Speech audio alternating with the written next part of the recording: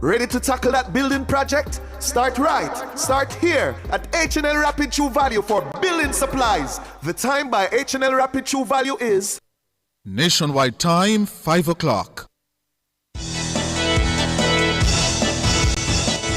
From the Nationwide News Network, comprehensive, incisive, tough. This is Nationwide at 5.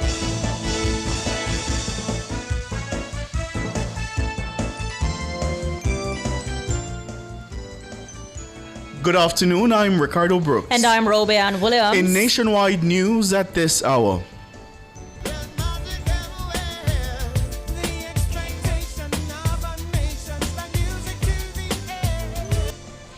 Excitement is mounting across the country as Jamaica's reggae boys prepare to face Curaçao at the office in 3 hours' time. Jamaicans are betting on the boys to return to football's biggest stage after 27 years. Former Oddpem boss Ronald Jackson says there's nothing unusual about moving the agency to the office of the Prime Minister. Hotel and Tourist Association seeks to assure workers no mass redundancies are coming. Supreme Court hears Noel Maitland called his murdered girlfriend multiple times after she was reported missing. In news from the rest of the world, Prime Minister Kamla Persad-Bissessar assuring citizens the country will not be used by the U.S. to launch attacks against Venezuela. The U.S. House of Representatives has voted overwhelmingly to approve the release of the Epstein files. In headline sports, history beckons as reggae boys chase World Cup spot in Kingston tonight. And later in our broadcast, in the cover story at 5:35, the Inter-American Development Bank Group is set to provide the country with approximately $1.2 billion in grants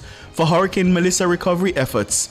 We'll hear from the group's president, Ilan Goldfine. Also in the cover story, the Reggae Boys are seeking to make history tonight in a must-win FIFA World Cup qualifying match against Curaçao. Former Reggae boy Linval Dixon, JFF President Michael Ricketts, and football analyst Andrew Price will join us. In Public Opinion at 6:26, we'll ask, what's your prediction for tonight's match against Curaçao? Give us your comments by logging on to our Facebook page, Nationwide News Network, and by tweeting us at Nationwide Radio.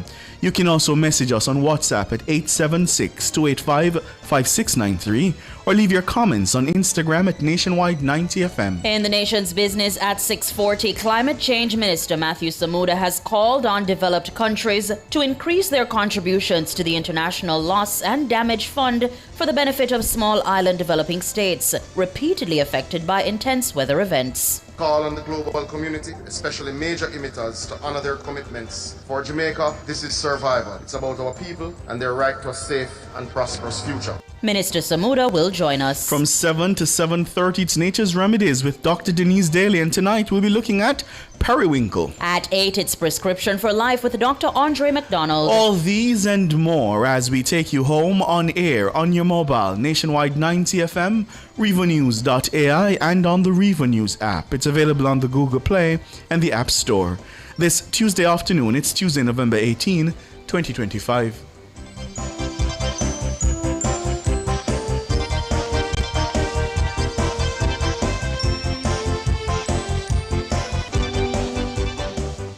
The hour is brought to you by the new Doritos Zinger from KFC. The delicious combination of KFC's hot and spicy Zinger and Doritos.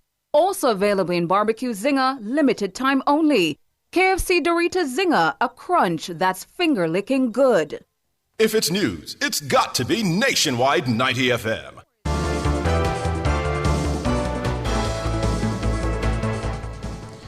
And now to the details. Jamaica's reggae boys will chase history tonight when they take to the field at 8 in a must-win World Cup qualifier against Curaçao at the National Stadium.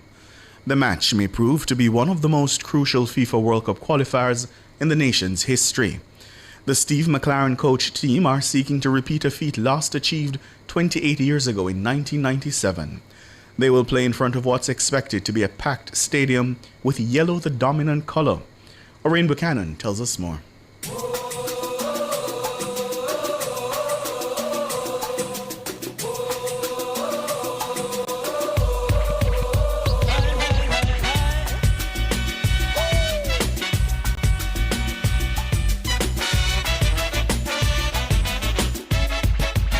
The scenario is simple. Reggae Boys win, They gain automatic qualification to the 2026 FIFA World Cup set to be hosted in the USA, Canada, and Mexico. Anything else, the team will need to go through a qualifier to secure their first appearance since France 1998. Jamaica's only defeat in the final round of qualification came at the hands, or in this case, the feet of Curaçao on October 10th when the team suffered a 2-0 defeat in Willemstad. Curaçao are also gunning for history, as a point will see them become the smallest nation to qualify for the FIFA World Cup.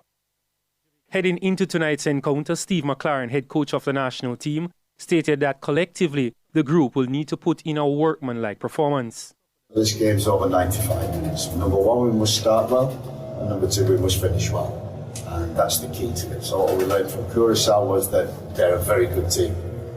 When you look at their performances in the Gold Cup, and they didn't go out of the group stage, their games were so close. They were drawing, they were losing games in the last minute. They deserve to collect more points in the Gold Cup. We've seen their quality in this World Cup. 21-year-old Kareem Dixon, who plies his trade on English soil for Crawley Town FC, has been instrumental towards Jamaica's progress through qualification thus far. He's calling for calm inside the team. The boys are locked in, boys are focused, and that's what matters most. Like, we're not just doing it for ourselves, we're doing it for our diaspora and the people who have been hit in the West. Like, that's the people who are doing it for now. And that's what matters most. The boy are ready. Like, no, it's not the time to panic. And that's what matters most. Minister of Sport Olivia Babsy-Grange is appealing to the Jamaican public to show up and support the national team. I'm absolutely confident that our reggae boys can do it. They've got the talent, they're motivated, they have the heart of champions, and they want to make Jamaica proud. Come on, Jamaica. Let's get behind our boys. Wear your gold. Let's turn out in our numbers at the office and cheer loud for Jamaica. The nation is wishing you the best of luck, reggae boys. You got this. And we will always give you our full support. Go for it. We know you can do it. Oreen Buchanan reporting for Nationwide News. Meanwhile, Jamaicans are buzzing with excitement ahead of the Reggae Boys' crucial World Cup qualifier this evening as the nation dares to dream of a return to football's biggest stage after 28 long years. Following multiple failed campaigns, Jamaicans believe this could be the moment. Our news team took to the streets of downtown Kingston today, where excitement was high and confidence even higher. We're gonna win, and if we don't win, problem. Because remember, 1998, way too far. It's time. Don't y'all think that? We're excited. It means 28 years since our first World Cup, so it will be very good for us at this time to really make that step tonight. That time, I still know what I love to beat Curaçao back still straight up, I swear, as a Jamaican, you know? We have a good team, and I think it's time for, I think we're going to show up tonight and show Jamaica, say, we can do it, so, yeah. We don't have any choice. We have to win. One way or the other, we have to win. And when it came to predictions, fans didn't hold back. I believe we might win 2-1 or 2-0. Maybe a goal from Shamar Nicholson if he starts tonight, and maybe one from Richards. 3-1 Jamaica. We're the best. I think it's going to be 2-1. 2 for Jamaica, 1 for Curaçao. Jamaica 2, Curaçao 4. Me see 3-2, you know. This is going to be one fight. 3-2. Hold me to it. The Reggae Boys is going to win. We're going to win. I'm saying one love. One love. One love indeed. Jamaicans predicting the 2026 FIFA World Cup qualifier between Jamaica and Curaçao. Meanwhile, the Jamaica Constabulary Force, the JCF, has implemented several traffic changes to facilitate the 2026 FIFA World Cup qualifier between Jamaica and Curaçao. Khaleesi Wright has the preview of how the highly anticipated matchup will affect traffic across the corporate area. Traffic changes before the match will see Arthur Winch Drive operating as a one-way eastbound toward the stadium.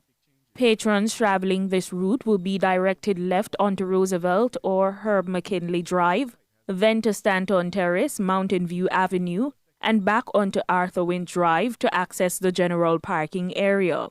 There will be no through traffic on Arthur Winch Drive between Gate E4 and the Bob Marley statue, The area will be reserved for pedestrians only. Patrons arriving from St. Thomas or Eastern Kingston may enter via Gate E9. Residents of the Lofts apartment will be allowed access from Mountain View Avenue, while Stadium Gardens residents may enter and exit using Arthur Wint Drive, which will operate as a one-way eastbound. Motorists from Old Hope Road, with the exception of VIPs and Cunningham Avenue residents, will be diverted to Stanton Terrace via Mountain View Avenue to reach parking lots.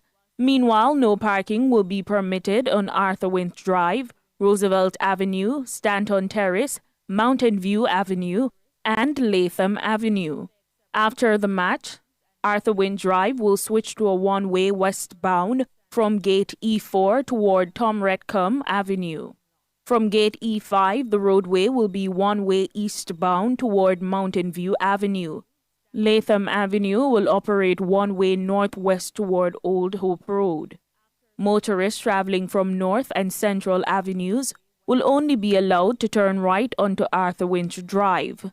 Emergency vehicles will use these corridors to reach the Bustamante Hospital for Children. For roughly 45 minutes after the match, Stadium Gardens residents may exit left onto Arthur Wint Drive, but will not be allowed to enter or re-enter during this period. Additionally, vending will not be allowed on any roadway or footpath around the venue. Prohibited items inside the stadium include weapons, selfie sticks, fireworks, flame-producing devices, alcohol, glass bottles, large igloos, umbrellas with metal tips, and frozen beverages. 2-liter plastic bottles and personal bottles are allowed. The JCF is urging all patrons, drivers, and pedestrians alike to obey directions from police and security personnel throughout the event. Khaleesi Wright for Nationwide News. And head of the JCF's Public Safety and Traffic Enforcement Branch, PSTEB, ACP Gary McKenzie, says there will be a mass deployment of the police to maintain public order ahead of tonight's FIFA World Cup qualifier. He's urging patrons to arrive early to reduce delays and prevent congestion. We expect a bumper crowd this evening based on the time that the match will be played. We expect multiple movements from very early. As a result of that, we have extended our deployment, not just within the concentric area of stadium, but also the peripheral areas, because we know that traffic may be affected from those ends. One of the things that we have to ask motorists to do is to head to the match very early as they can. Once persons come to the match in that format, then it is generally much easier than all persons trying to reach to the venue at 7:30 or just minutes to 8. ACP McKenzie is also reminding those attending the football match to avoid obstructing traffic. We commit to ensuring the safety of all citizens, both those who drive and walk, and so we just want cooperation as it relates to how the roadways are used, obeying the directions of the officers that are placed at the various intersections. ACP Gary McKenzie, head of PSTEB. In other news now, former Executive Director of the Office of Disaster Preparedness and Emergency Management, ODPEM, Ronald Jackson, says he does not find the move to reassign the agency to the Office of the Prime Minister unusual. Jackson, who now works with the United Nations, was speaking on Nationwide this morning. Mahiri Stewart reports. There's been much public discussion about the Prime Minister's decision to transfer the Critical Disaster Preparedness Agency to the Office of the Prime Minister. The move was accompanied by the appointment of Commander Alvin Gale as ODPEM's new Director General. The Prime Minister says the moves were made in an effort to establish a single point for emergency logistics and further tighten coordination with relief partners. Mr. Jackson says based on his tenure at ODPEM, he does not see the move made by the Prime Minister as out of the ordinary. I served under the Office of the Prime Minister during the Golding administration. It's not unusual. It has happened, I think, one at a time before my time. So it's for me, that's not not so much the issue, right? It's about ensuring that we strengthen the institution back to the level where it can provide, if that's the issue. I mean, I heard the reference to a report that spoke to some weaknesses that need to be addressed. We can collectively support that effort and ensure that the institution can really deliver on the mandate. Ronald Jackson served as the head of Jamaica's Office of Disaster Preparedness and Emergency Management for 7 years. Following that stint, he went to the Caribbean Disaster Preparedness and Emergency Management, where he would again serve at the helm in a 7-year stint. His 20 years of service between Jamaica and the Caribbean led him to the UNDP, where he occupies the role of Head of Disaster Risk Reduction and Recovery for Building Resilience. He says while ODPEM coordinates disaster response locally, the effort requires the collaboration of multiple entities.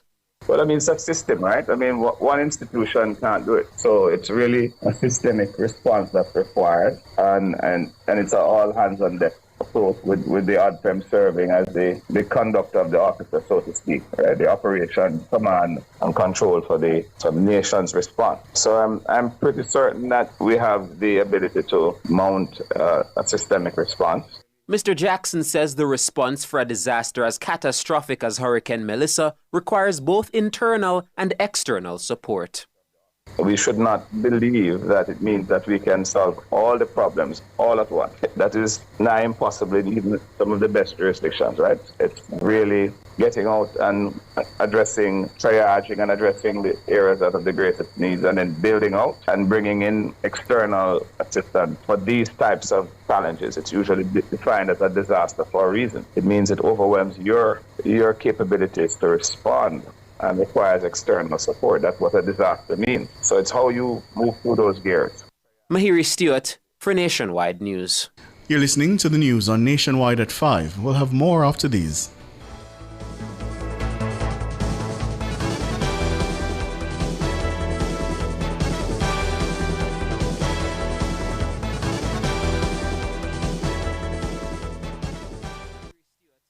See twice the style for less at IQ Optical. Buy one pair of glasses and get your second and third pair half price. Don't miss out. Call 876-929-7732 or visit IQ Optical today, where clarity never looked sharper. The time by IQ Optical is 17 minutes after 5. Termites, rodents, or birds infesting your home or office? Call Rentokil Initial, the pest expert, at 876-926-4236 for a free pest assessment island-wide. The time by Rentokil Initial is 5:17. This is a public service announcement from JPS. JPS is urging customers not to pay anyone to have their electricity service reconnected. Customers are reminded that unauthorized reconnections can be extremely dangerous and can result in serious injury, electrocution, or damage to property. This practice is unethical, illegal, and could delay restoration efforts. If anyone claiming to represent JPS requests payment for reconnection services, report it immediately to the nearest police station or JPS. JPS thanks all customers for their patience as teams continue working to restore power safely and as quickly as possible. That was a public service announcement from JPS.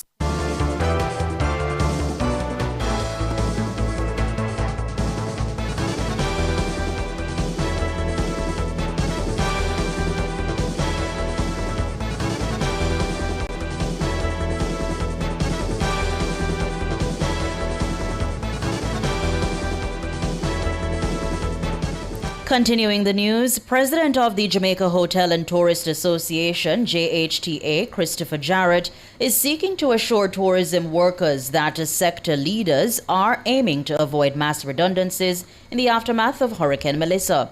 His comment follows news that nearly 2,000 workers at Bahia resorts are facing layoffs as the properties try to recover from the damage caused by Melissa. But Mr. Jarrett says other properties are moving to protect their workforce. This is just one property that is closing. The others are closing for refurbishment, and we expect most of them to be meeting the December 15th opening of the winter season. and others have said they will be ready before, some are after, and some early next year. So we understand the displacement. I think the hotels are moving, not necessarily in a concerted effort, in a concerted way, but each of them are doing different things to ensure that the human resource, which is our most valuable resource in this industry, is properly protected. The announcement from Bahia's management sent jitters across the tourism sector, with the scores of workers questioning the security of their jobs. The Bustamante Industrial Trade Union, BITU, has called for the intervention of the Labour Ministry to avoid the mass redundancy at Bahia. Mr. Jarrett says the JHTA is working to ensure normal operations resume at hotels as soon as possible. What we are interested in doing, as you might well imagine, is to ensure that the commercial activity is happening at as fast a pace as we can have it happen. So to that extent, we want to try and reopen the hotels as quickly as we can so that we can have employment for the staff who are able to make it to work, because obviously there are some that have lost their homes and have been otherwise dislocated and so on. Christopher Jarrett, president of the Jamaica Hotel and Tourist Association, JHTA. And the Labour and Social Security Minister, Pernell Charles Jr., says a meeting will be held with Bahia's management and the union representing the workers to find a suitable path forward. The matter has now been formally brought to the attention of the Ministry of Labour and Social Security by the BITU. Accordingly, we will reach out to the management of Bahia Principe, bring the parties to one table so that the discussions can be advanced in a structured and fair manner. And as is customary, while those discussions are ongoing, we withhold any further comment. That's Pernell Charles Jr., the Labour Minister. Mobile phone records presented in court on Tuesday revealed that several calls were made by murder-accused Constable Noel Maitland to his girlfriend, 24-year-old Donnelly Donaldson, days after she went missing in July 2022. The data was explained by a data forensic analyst from the JCF's Communication Forensic and Cybercrime Division, CFCD, during his evidence-in-chief in the Supreme Court. Donaldson was last seen at Maitland's apartment in New Kingston on July 12, 2022. Maitland was subsequently charged with murder and preventing the lawful burial of a corpse. During the trial, the witness testified that mobile data records retrieved from service providers covered the period July 1 to July 27, 2022. The DSP explained that based on data retrieved from cell towers within the corporate area, both Donnelly and Maitland were in communication with each other until sometime after 7 p.m. on July 12, 2022.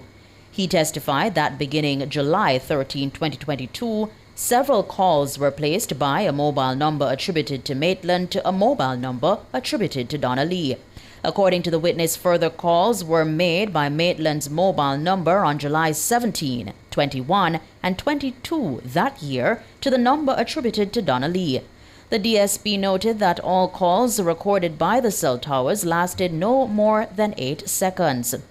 The witness also testified that cell site information for Donnelly's phone was not available for the calls placed to her number, as the mobile device was off or not in communication with the service provider's cell tower.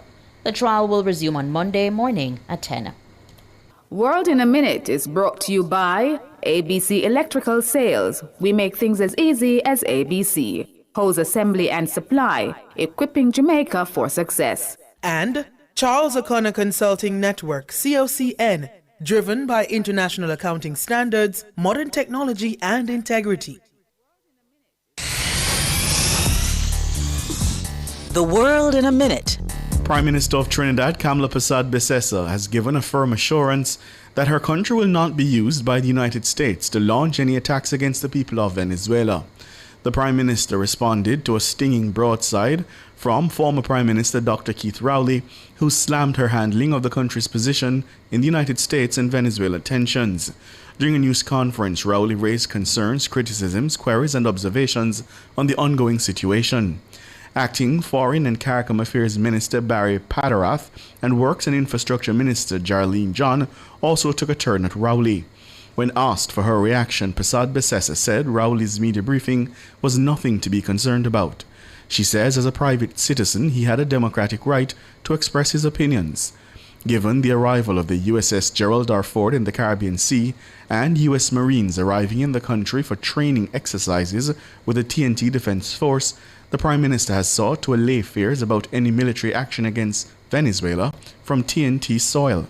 She says the U.S. has never requested the use of Trinidad to launch an attack on Venezuela. The U.S. House of Representatives voted overwhelmingly on Tuesday to approve a measure that would require the Department of Justice to release files regarding the convicted sex offender Jeffrey Epstein. The measure passed by a vote of 427 to 1. Speaker Mike Johnson joined all but one House Republican to vote to release the files following an unexpected blessing for the measure from President Trump on Sunday. Trump's support was a dramatic reversal on a measure that previously deeply divided the GOP and has caused immense fighting among some of Trump's most ardent supporters. The vote illustrates a rare win for Republicans willing to defy Trump, who has held a tight grip on the GOP-led Congress since his return to office. World in a Minute was brought to you by ABC Electrical Sales. We make things as easy as ABC. Hose assembly and supply, equipping Jamaica for success. And Charles O'Connor Consulting Network, COCN, driven by international accounting standards, modern technology, and integrity. Recapping the top stories making nationwide news at this hour, excitement is mounting across the country as Jamaica's Reggae Boys prepare to face Curaçao at the office in just under 3 hours' time. Jamaicans are indeed betting on the boys to return to football's biggest stage after 28 years. Former Oddpem boss Ronald Jackson says there's nothing unusual about moving the agency to the office of the Prime Minister. Hotel and Tourist Association seeks to assure workers no mass redundancies are coming. I'm Ricardo Brooks. And I'm Robeanne Williams. You can find the news on our website at rivanews.ai and on the Riva News app, available on the Google Play and the App Store. What's your prediction? 2-1. For Jamaica, right? Yes, got to be. News next. The headlines at 6.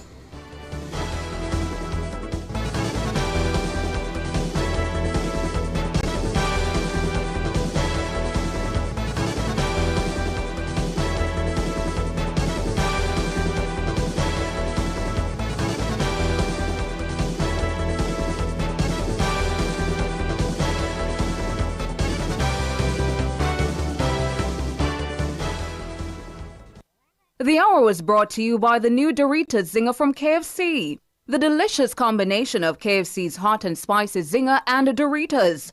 Also available in Barbecue Zinger, limited time only. KFC Doritos Zinger, a crunch that's finger-licking good. After Hurricane Melissa, the road to recovery begins. If your family has been affected by the hurricane, the Ministry of Labor and Social Security is here for you. Led by the ministry, teams are on the ground conducting household damage assessments and delivering assistance in communities where we are most needed. We are the People's Ministry, and we are leaving no one behind. For further information, call our Client Care Center at 876-922-8013. Send us a WhatsApp message at 876-582-8972 or 876-849-8614 or email us at clientcare@mlss.gov.jm.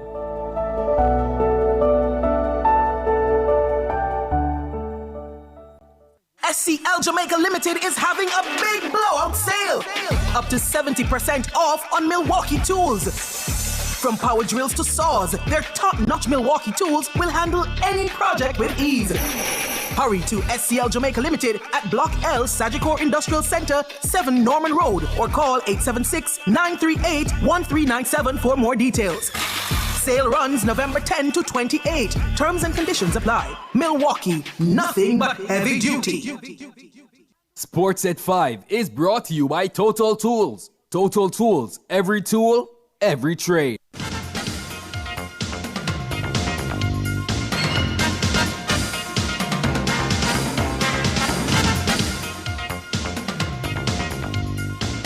Good afternoon with your sports report. I am Alric Swiby. We kick things off with some football as Jamaica's senior men's football team and Curacao have a date with history on Tuesday evening as both nations chase coveted qualifications to the 2026 FIFA World Cup.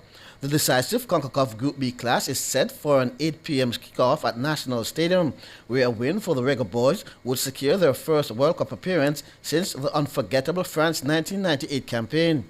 Meanwhile, Curacao is aiming to book its first ever ticket to the global showpiece. In the build-up to the match, the mood across the island has been electric. Head coach Steve McLaren expressed confidence in his squad's preparation, noting that the team has been laser-focused and hungry to finish the job on home soil. Several senior players echoed the sentiment, urging Jamaicans to unite behind them for the final push. The Minister of Sports, Oliver Greens, also issued a rallying call, encouraging fans from Moran Point to Negril to pack the National Stadium in full support of the boys. The anticipation is rising at the National Stadium, where thousands are expected to pour in long before kickoff. And joining us live from the venue to tell us what he's seen as the atmosphere builds is our own Wayne Walker. Wayne, good afternoon. Good afternoon to you, Alex. I hope you're hearing me well. I just made my way back outside the National Stadium because the noise inside was deafening, both from the crowds, they're stopping the game, and the music playing because they're building up quite nicely. And just as I stepped out, I noticed there's also a party central just on the outside. And if you have knowledge of the National Stadium complex, just across from the National Arena, when you've made your way inside the complex, there's party central. And people there just having fun, there's music, there's food, and so on and so forth. While I was inside the National Stadium just now, they were doing a rehearsal for the real thing where some schoolboys were there, some holding onto the flags of both countries involved tonight. And of course, there are some also holding onto the FIFA and the Fair Play. You should have told you that Fair Play flag as well. Are you hearing me? Hello? You win. Yes, you hear me, Alex? Just what you hear clearly. Yeah, fine. I heard some interruption. And as I was saying, it's building up nicely. I mean, this game has attracted massive international attention from the world media. And one of the main reasons is that the two coaches who are involved here today, they by themselves are big news. They are coaches who have operated at the very top of their peak, the peak of their powers. Dick Advocaat, the coach of the Netherlands, the Curacao team, he took the Netherlands to the 1994 World Cup quarterfinals, and he exited the group stage in the 2010 World Cup with South Korea. So he's a coach of great repute. Steve McLaren, he also is a former England national coach, and he was assistant at Manchester United. So they both have great pedigrees, and the international media is used to covering both of them. So it's no surprise. In fact, there's a massive international media presence here as well. As I said, it's building up quite nicely. We're set to kick off at 8 o'clock. The teams are not here as yet, but rest assured they'll have no problems wading their way through the massive traffic build-up. I got here just about 4:35 this afternoon, and the parking area, if you have knowledge again of the stadium complex, close to where the party central is, the mass camp, that's what I was trying to remember. That one was full around about 4:35. The one across was building up as well. The media parking area is full at the minute, and the people are filing in. It looks as if it's going to be good because we have official numbers that the grandstand and the VIP have been completely sold out. It looks like the bleachers could have a similar account as well, but we have no official numbers on those as yet. But nicely filling out here at the stadium. The sun has disappeared. They're all now set for an 8 o'clock kickoff. So if you're out there and want to get down to the stadium, please make your way now because it's going to be really difficult the more the minutes tick away. So I'm here at the National Stadium awaiting the kickoff. We're going to be giving you another report around about 6:05 in our major sportscast. So until then, this is Wayne at the National Stadium for Nationwide Sports. Okay, thank you, Wayne. As you hear it, Jamaicans have been answering the rallying call from the Minister of Sports, Oliver Greens, as well as the players and the coach. So it's now up to the team to come through and ensure that Jamaica is at the 2026 Olympic in not Olympics but World Cup in USA, Canada and Mexico. That's all the time we have for sports. I'm Alex Swaby.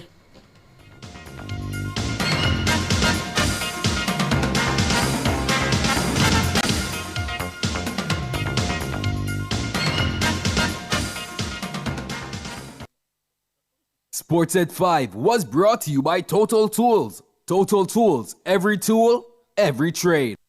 From Kingston to the world, From Montego Bay to new adventures, and from Ocherias to endless possibilities. Wherever you're headed, we will proudly take you there. Jamaica's Airport, your global gateway. The temperature brought to you by the Airports Authority of Jamaica is 31 degrees Celsius in City Kingston and 29 in Montego Bay.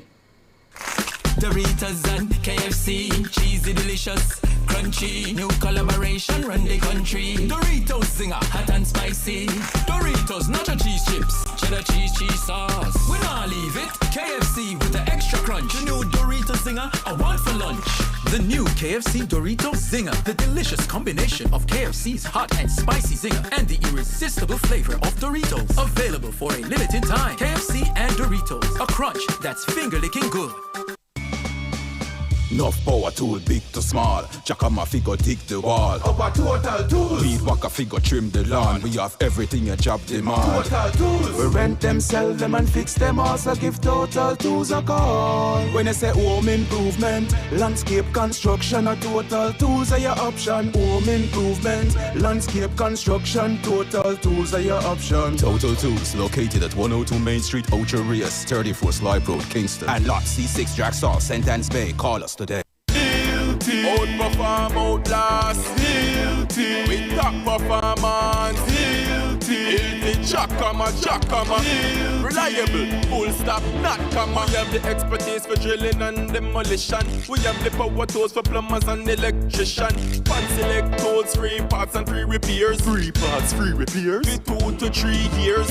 Hilti. Available at Delta Supply, 106 Hagley Park Road. Call us at 876-302-6111-4. Delta Supply. We service what we sell.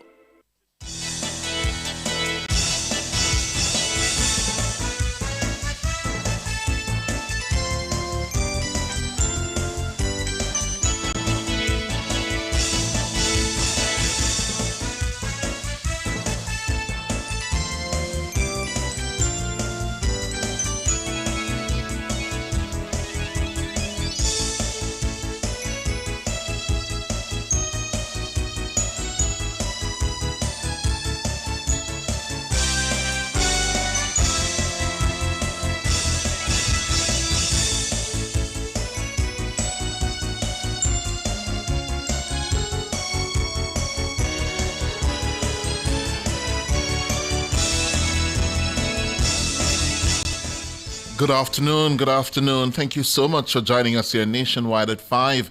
I'm Cliff Hughes. I'll be joined by Ricardo Brooks in a moment or two. But a lot of excitement around the place in capital city Kingston, as it is a date with destiny tonight. The Jamaica national football team, the Reggae Boys, in a must-win encounter for qualification to next year's World Cup of Football in the United States, Canada, and Mexico. We're going to have more on that later. But we're going to begin with the Inter-American Development Bank Group. The IDB is set to provide Jamaica with approximately $1.2 billion in grants for Hurricane Melissa recovery efforts.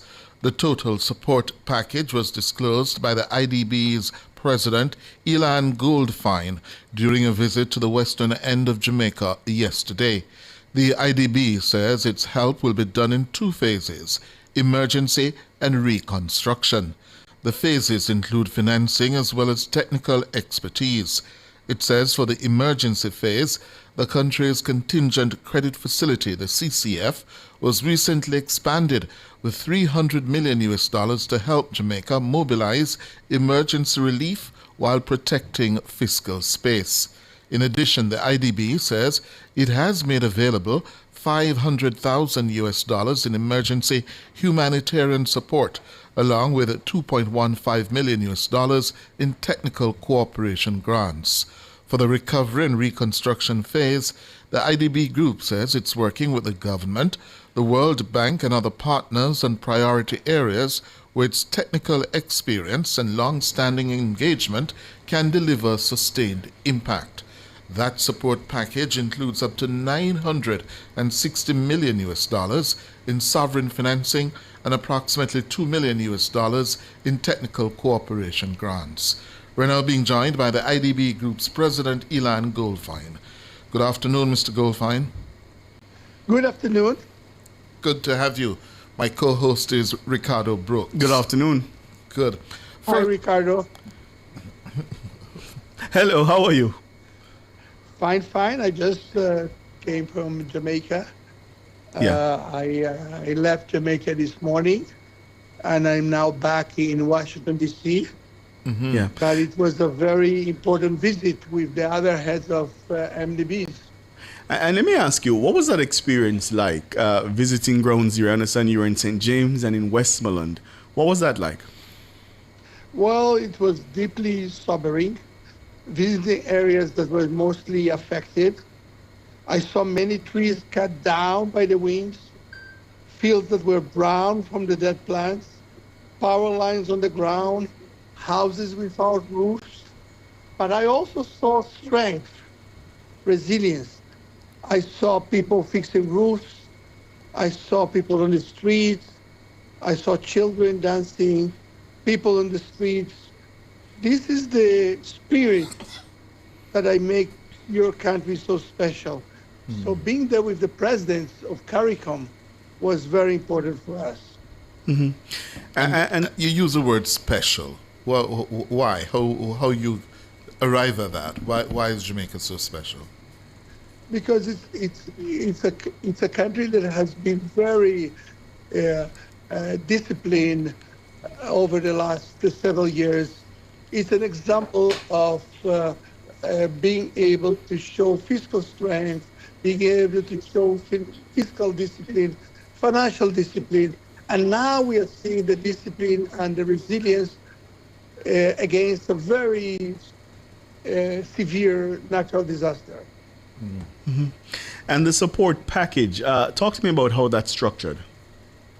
Well, we need to provide not only the impact, immediate impact and the humanitarian aid, which is very important.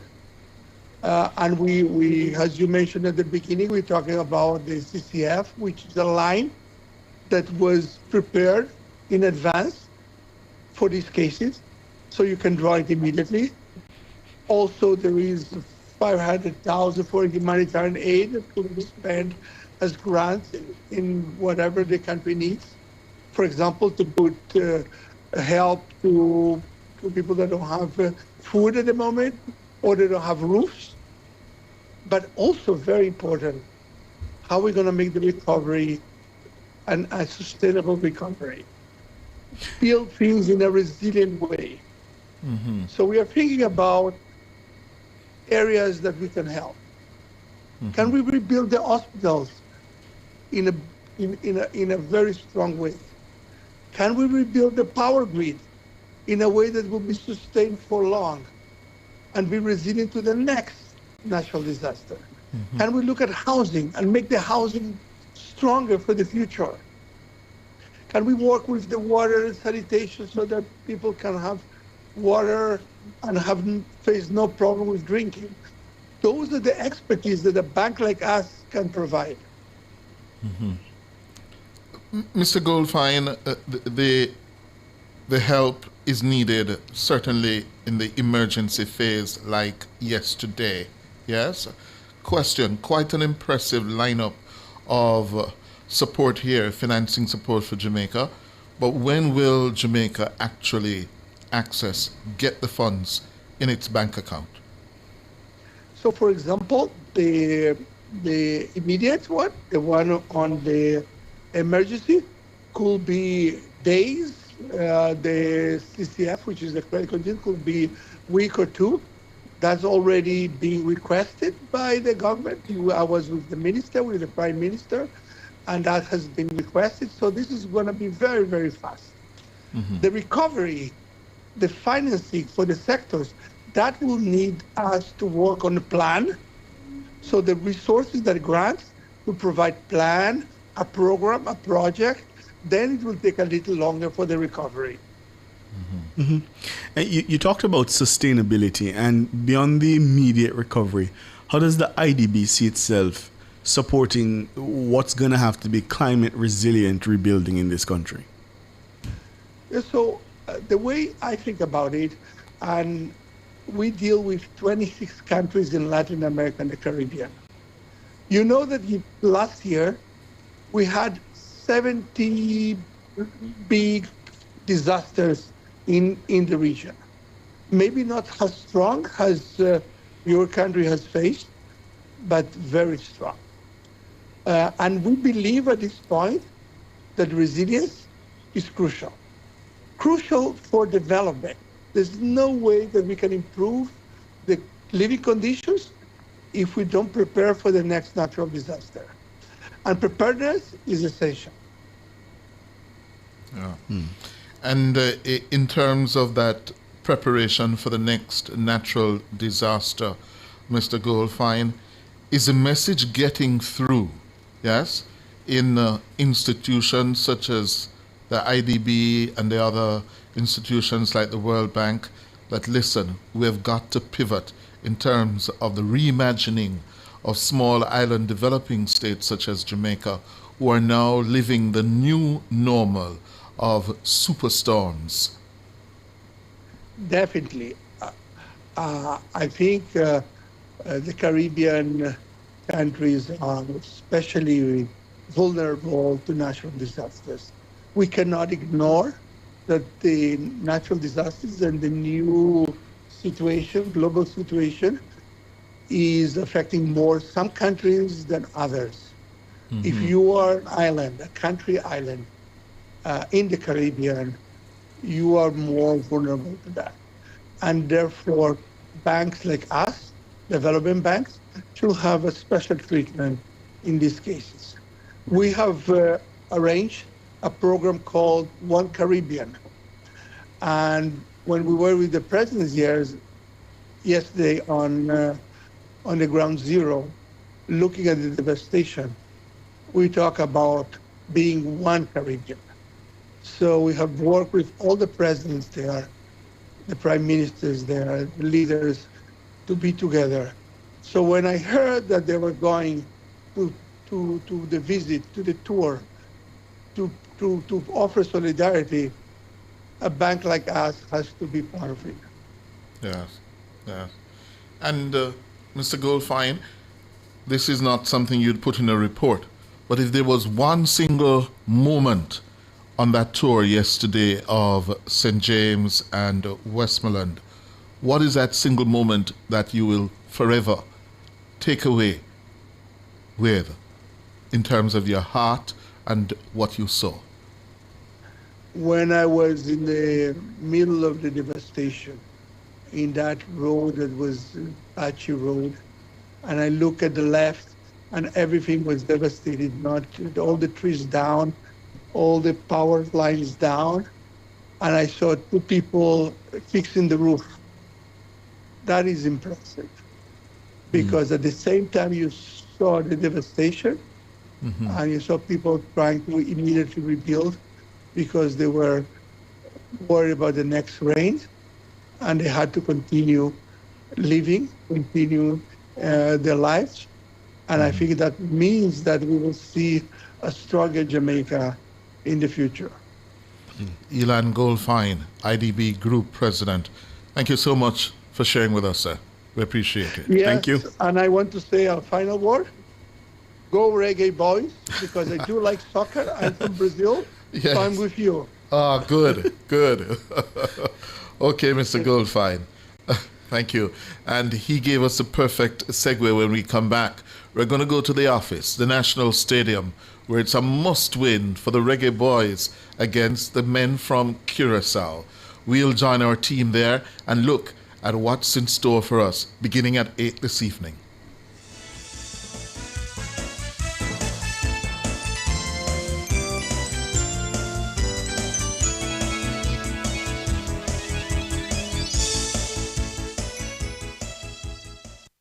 Protecting your personal data is a priority for the Jamaica Customs Agency. We urge you to use the agency's official platforms to conduct your business. The time by the Jamaica Customs Agency is... It's now 12 minutes to 6. Every school is free of unhealthy, ultra-processed products. You know, those high in salt, fats, and sugar. If only that weren't a dream. The reality is that many children have an unhealthy diet at school, and 23% of them are overweight or obese. This can lead to hypertension, heart disease, and type 2 diabetes. Let's protect our children's right to health with a policy for schools that prevents unhealthy food marketing and ensures access to nutritious foods. The time is now. Let's implement the National School Nutrition Policy. A message from the Heart Foundation of Jamaica and partners. This is a public service announcement from JPS. JPS is urging customers not to pay anyone to have their electricity service reconnected. Customers are reminded that unauthorized reconnections can be extremely dangerous and can result in serious injury, electrocution, or damage to property. This practice is unethical, illegal, and could delay restoration efforts. If anyone claiming to represent JPS requests payment for reconnection services, report it immediately to the nearest police station or JPS. JPS thanks all customers for their patience as teams continue working to restore power safely and as quickly as possible. That was a public service announcement from JPS.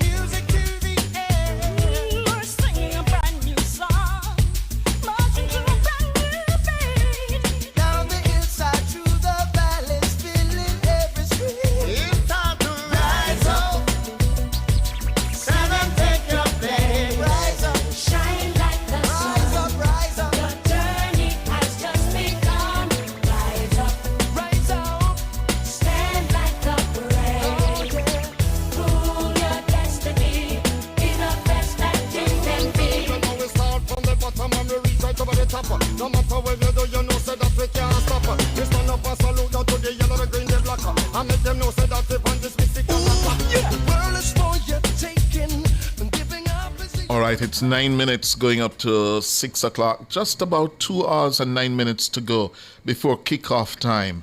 Jamaica versus Curaçao at the National Stadium. A lot is at stake for Jamaica, and we are showing you some live pictures from the National Stadium. Within the last few minutes, these came in.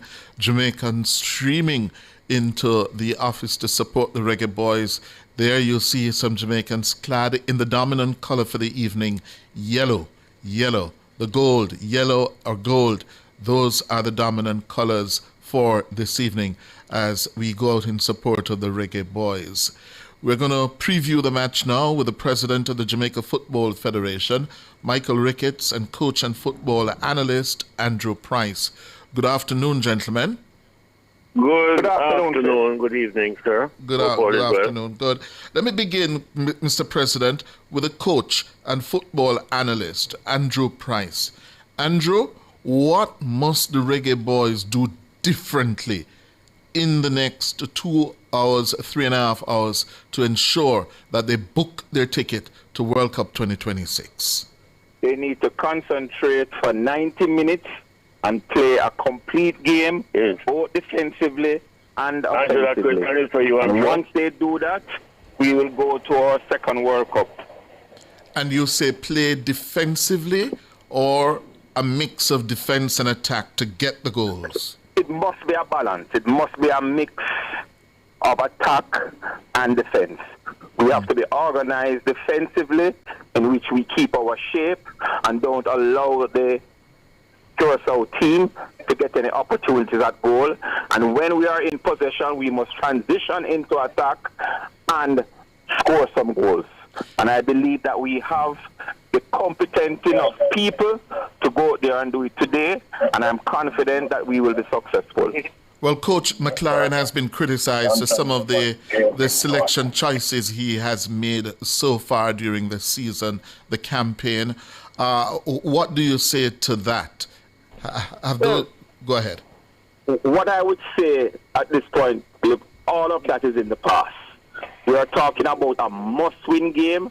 All the marbles are on the table now.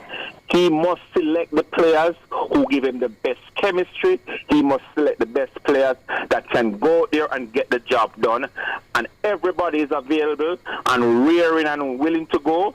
So I believe that any team that he puts out there should effectively do the job. Whisperer, Dujon Richards, the Whisperer they call him, as well as Shamar, should they be among the starting 11? I would definitely start them. I would definitely start both of them. They are two of our most exciting players, and I believe that having them out there, that will give us an added opportunity to get the goals that we need today. And we can't leave out Ronaldo Cephas, who has played excellently throughout the entire qualifiers. And I believe if you have those three individuals up front, we should surely have a potent force to get goals today. Mr. President, a lot is on the table for us. This is a date with destiny, isn't it? It is. Well, unfortunately, I was unable to hear what Coach Price was saying. I'm actually on my way to the stadium. Yes. I understand that the venue is buzzing right now with excitement. Mm-hmm. We want to do this for Jamaica, not just for football. And we want to give Western Jamaica in particular something to smile about this evening. This, like you said, is a date with destiny. Yeah. It's going to be historic.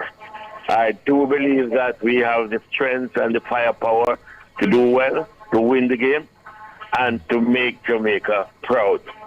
So we are very optimistic, and we are hoping that after an hour and a half on the field, that we will be at the World Cup in the U.S., Canada, and Mexico. Mr. President, today, 28 years since we last made it to the grandest of football stages, the World Cup, from France in 98.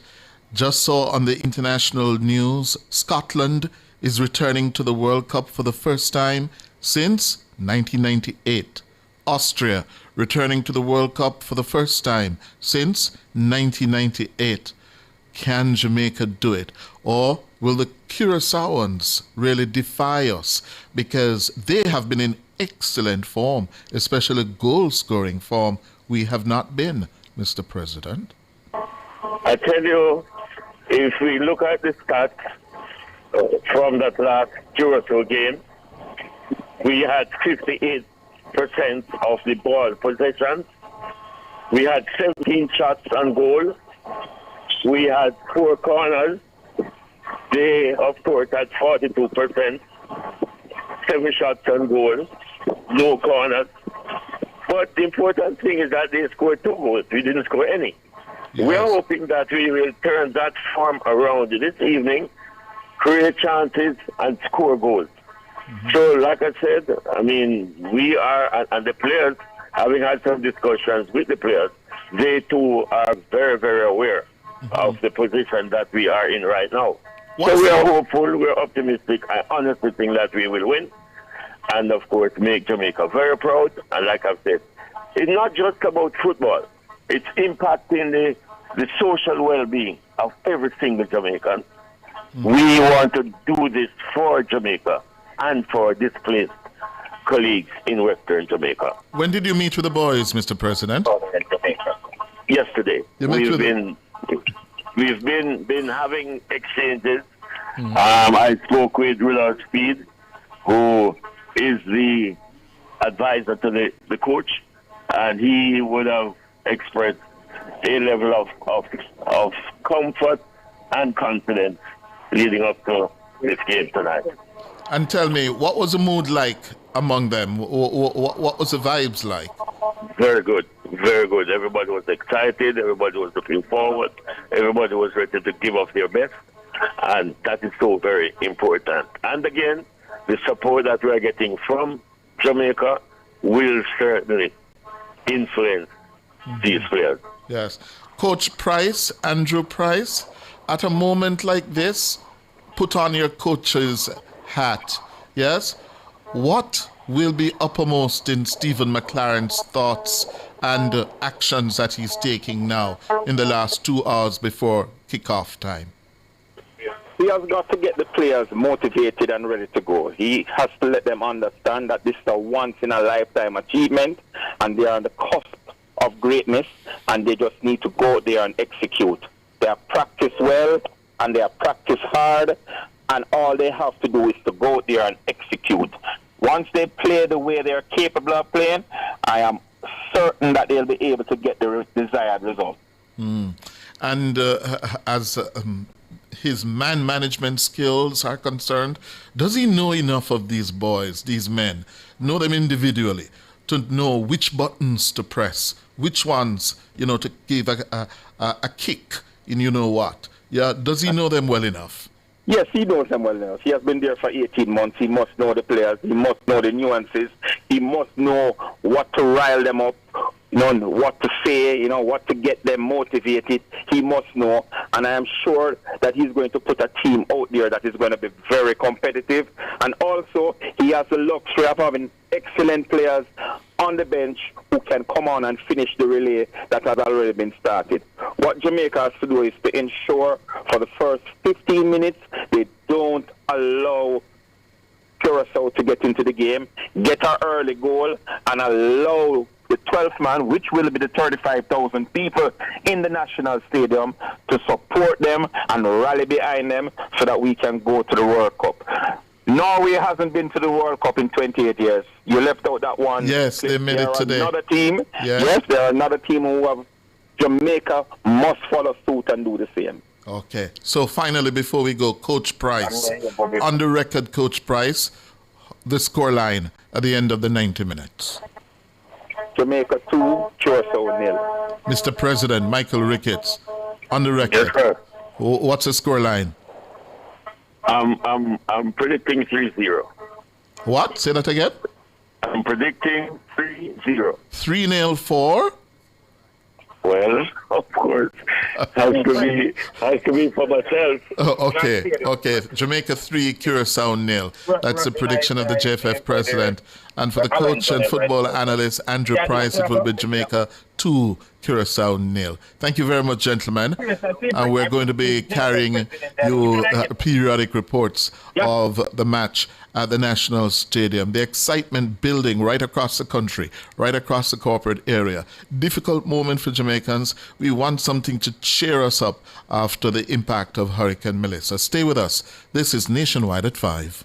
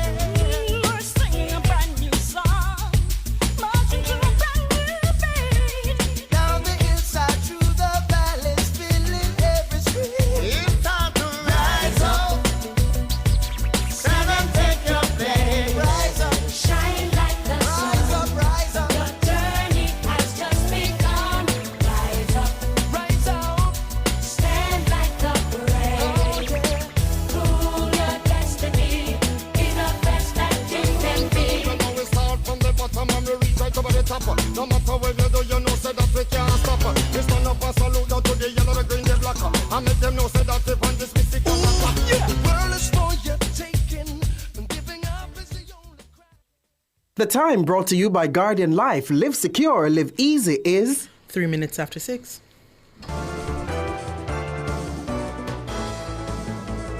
Nationwide headlines at 6.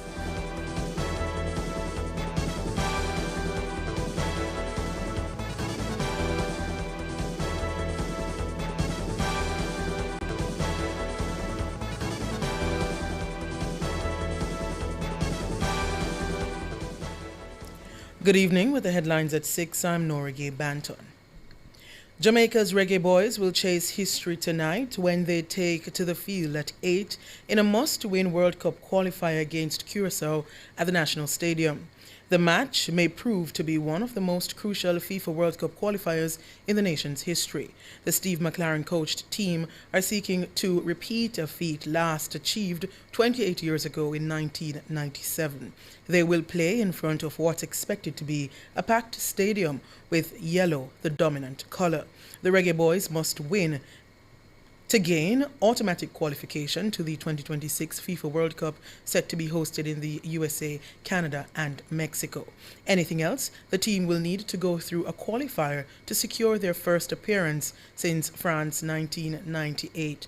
Jamaica's only defeat in the final round of qualification came at the hands, or in this case, the feet of Curaçao on October 10th when the team suffered a 2-0 defeat in Willemstad. Meanwhile, Jamaicans are buzzing with excitement ahead of the Reggae Boys' crucial World Cup qualifier. Following multiple failed campaigns, Jamaicans believe this could be the moment. Our news team took to the streets of downtown Kingston today, where excitement was high and confidence even higher. We're gonna win, and if we don't win, problem. Because remember, 1998, way too far. It's time. Don't y'all think that? We're excited. It means 28 years since our first World Cup, so it will be very good for us at this time to really make that step tonight. That time, man, still know what I love for beat Curaçao back still straight up, I swear, as a Jamaican, you know? We have a good team, and I think it's time for, I think we're going to show up tonight and show Jamaica, say, we can do it, so, yeah. We don't have any choice. We have to win. One way or the other, we have to win. And when it came to predictions, fans didn't hold back. I believe we might win 2-1 or 2-0. Maybe a goal from Shamar Nicholson if he starts tonight, and maybe one from Richards. 3-1 Jamaica. We're the best. I think it's going to be 2-1. 2 for Jamaica, 1 for Curaçao. Jamaica 2, Curaçao 4. Me see 3-2, you know. This is going to be one fight. 3-2. Hold me to it. The Reggae Boys is going to win. We're going to win. I'm saying one love. One love. Jamaicans, they're predicting the 2026 FIFA World Cup qualifier between Jamaica and Curaçao. In other news, former Executive Director of the Office of the Disaster Preparedness and Emergency Management, Ronald Jackson, says he does not find the move to reassign the agency to the Office of the Prime Minister unusual. Jackson, who now works with the United Nations, was speaking on Nationwide this morning on Tuesday. There's been much public discussion about the Prime Minister's decision to transfer the Critical Disaster Preparedness Agency to the Office of the Prime Minister. The move was accompanied by the appointment of Commander Alvin Gale as ODPEM's new Director General. The Prime Minister says the moves were made in an effort to establish a single point for emergency logistics and further tighten coordination with relief partners. Mr. Jackson says, based on his tenure at ODPEM, he does not see the move made by the Prime Minister as out of the ordinary. I served under the Office of the Prime Minister during the Golding administration. It's not unusual. It has happened, I think, one other time before my time. So it's for me, that's not so much the issue, right? It's about ensuring that we strengthen the institution back to the level where it can provide, if that's the issue. I mean, I heard the reference to a report that spoke to some weaknesses that need to be addressed. We can collectively support that effort and ensure that the institution can really deliver on the mandate. Ronald Jackson served as the head of Jamaica's Office of Disaster Preparedness and Emergency Management, ODPEM, for 7 years. And President of the Jamaica Hotel and Tourist Association, JHTA, Christopher Jarrett, is seeking to assure tourism workers that sector leaders are aiming to avoid mass redundancies in the aftermath of Hurricane Melissa. His comments follow news that nearly 2,000 workers at Bahia resorts are facing layoffs as the properties try to recover from the damage caused by Melissa. But Mr. Jarrett says other properties are moving to protect their workforce. This is just one property that is closing. The others are closing for refurbishment, and we expect most of them to be meeting the December 15th opening of the winter season. And others have said they will be ready before, some are after, and some early next year. So we understand the displacement. I think the hotels are moving, not necessarily in a concerted effort, in a concerted way, but each of them are doing different things to ensure that the human resource, which is our most valuable resource in this industry, is properly protected. The announcement from Bahia's management sent jitters across the tourism sector, with scores of workers questioning the security of their jobs. Those were the headlines at 6. I'm Nora Gay Banton. Sports is next.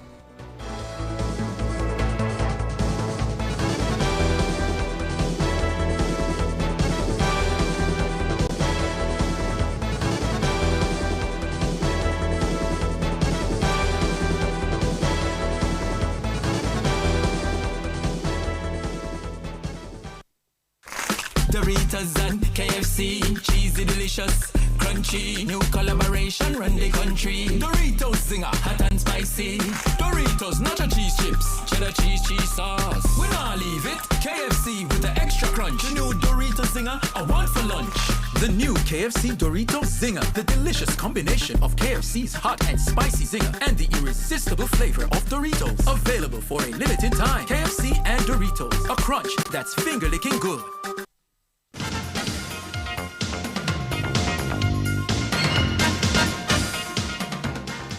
Good evening with your sports report. I am Alex Swaby. We kick things off with some football as Jamaica senior men's football team and Curacao have update with history on Tuesday evening as both nations chased coveted qualification to the 2026 FIFA World Cup. The decisive CONCACAF Group B class is set for an 8 p.m. kickoff at the National Stadium, where a win for the Reggae Boys would secure their first World Cup appearance since the unforgettable France 1998 campaign. Meanwhile, Curacao is aiming to book its first ever ticket to the global showpiece. In the build-up to the match, the mood across the island has been electric. Head coach Steve McLaren expressed confidence in his squad's preparation, noting that the team has been laser-focused and hungry to finish the job on home soil. Several senior players echoed the sentiment, urging Jamaicans to unite behind them for the final push. The Minister of Sports, Oliver Greens, also issued a rallying call, encouraging fans from Moran Point to Negril to pack the National Stadium in full support of the boys. The anticipation is rising at the National Stadium, where thousands are expected to pour in long before kickoff. And joining us live from the venue to tell us what he's seeing as the atmosphere builds is our very own Wayne Walker. Wayne, good evening. Good evening again, Alex. Nothing significant news to report from the last time that we were with you, except, of course, that a lot more people have made their way inside the National Stadium. One of the things that I've noticed here, Alex, is that the number of the high schools, I noticed the Boston St. Elizabeth Technical, it's the official sports, the bus that takes their sports teams around. There's one from Glenmuir High School, I'm seeing Kingston College. And so a number of the schools, I don't know if they're the football players themselves or it is just, members of the school body or even fans in and around the school area. I'm not sure, but a lot of the buses where the school names are here, and the teams clearly would have been here now. We're 2 hours away from kickoff, and a lot of excitement because there's entertainment on the inside and there's entertainment on the outside. What I'm seeing on the outside, it mimics what you see at the Olympic Games or actually the World Championships, where you have a fan zone on the outside where people sort of line before going back on the inside to watch the main event. I just was inside the National Stadium and I noticed where the bleachers are sitting up quite nicely. You expect the grandstand to be packed to capacity maybe an hour before the start of the game. But the teams are due to come out for their 30, 32, 35 minute warm-up. It's around about 7 o'clock there, about 7:15. And when they get out of their dressing rooms to walk onto the National Stadium field, they'll see a sizable crowd. Hopefully they see a full National Stadium, which is entirely possible at the moment.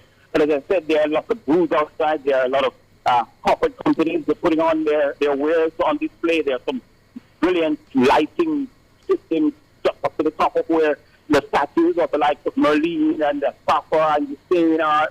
And so it's a carnival-like atmosphere. The vendors, of course, are out. What a major sporting event like this without vendors would be like. So, it's a positive. Everywhere you look, you see bright lights, you see people moving around.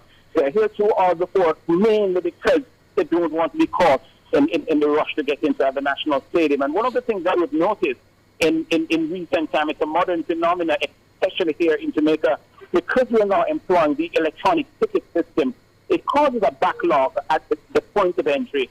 And so, people, patients are encouraged to be at the venue very, very early because it can take you a bit of time at the point of entry to get in, simply because you've got to get your mobile phones or whatever you have your electronic tickets on for them to verify that it's authentic. So that in and of itself is causing a lot of problems as well. So it's advisable that you get down here early. 2 hours to kick off, so you still have got some time, even though if you're now making your way down there, it could be extremely difficult. But at the minute, it's a good ride. Things are building up. We're 2 hours away from kickoff. Let's see it goes. Right. Wayne, this is the 28th anniversary of the 1998 campaign. Are you seeing a lot of jersey from that campaign? Yes, for sure. We had a discussion about it today in the sports department, didn't we? That you're going to have people. Sunday gone was the anniversary, the 28 years to the day that Jamaica qualified for the World Cup when they famously drew 0-0 with the Mexicans in Santos facility at the National Stadium.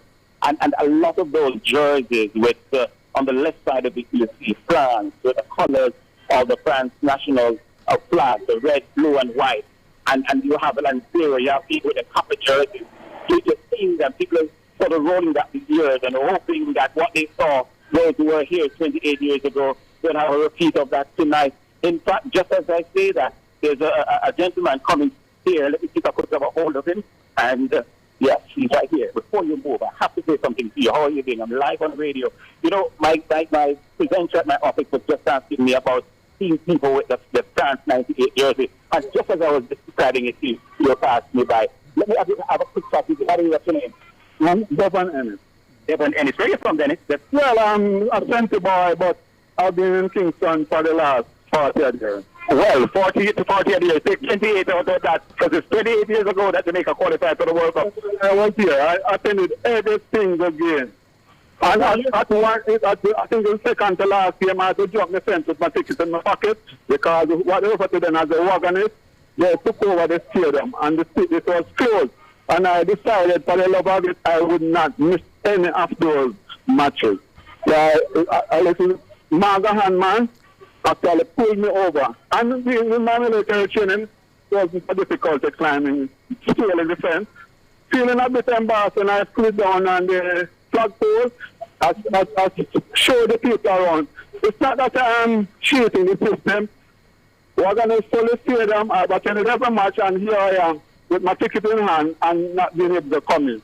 So I'm here, and I want to relive that moment. I remember that particular day when we drew with Mexico to get that qualification. Yeah, I'm so happy. One last question, because we're pressed for time.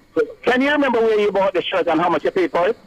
As a matter of fact, I have two, and I still have two.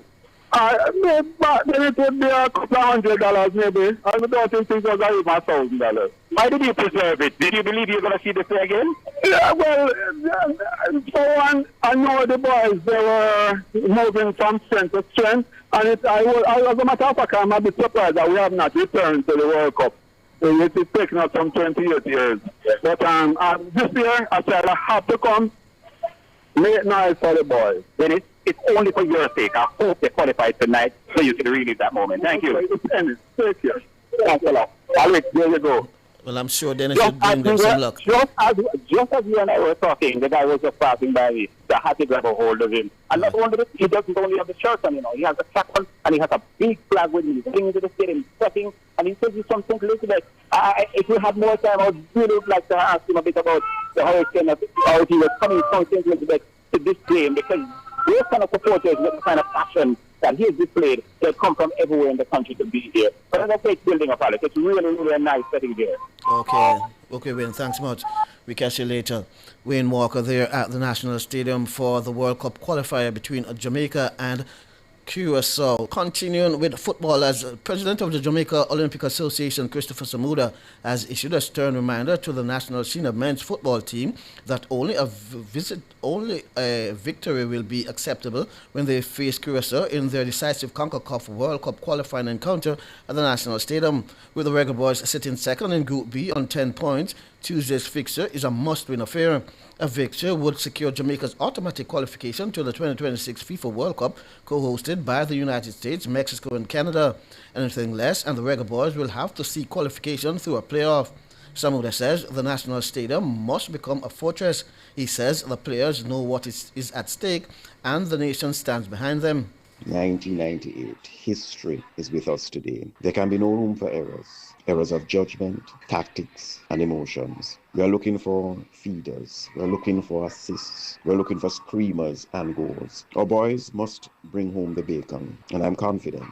I am confident that they can on a black, green, and gold Dutch pot cover. The Jamaica Olympic Association salutes our boys. We applaud them as they sit on the cusp of another history-making feat.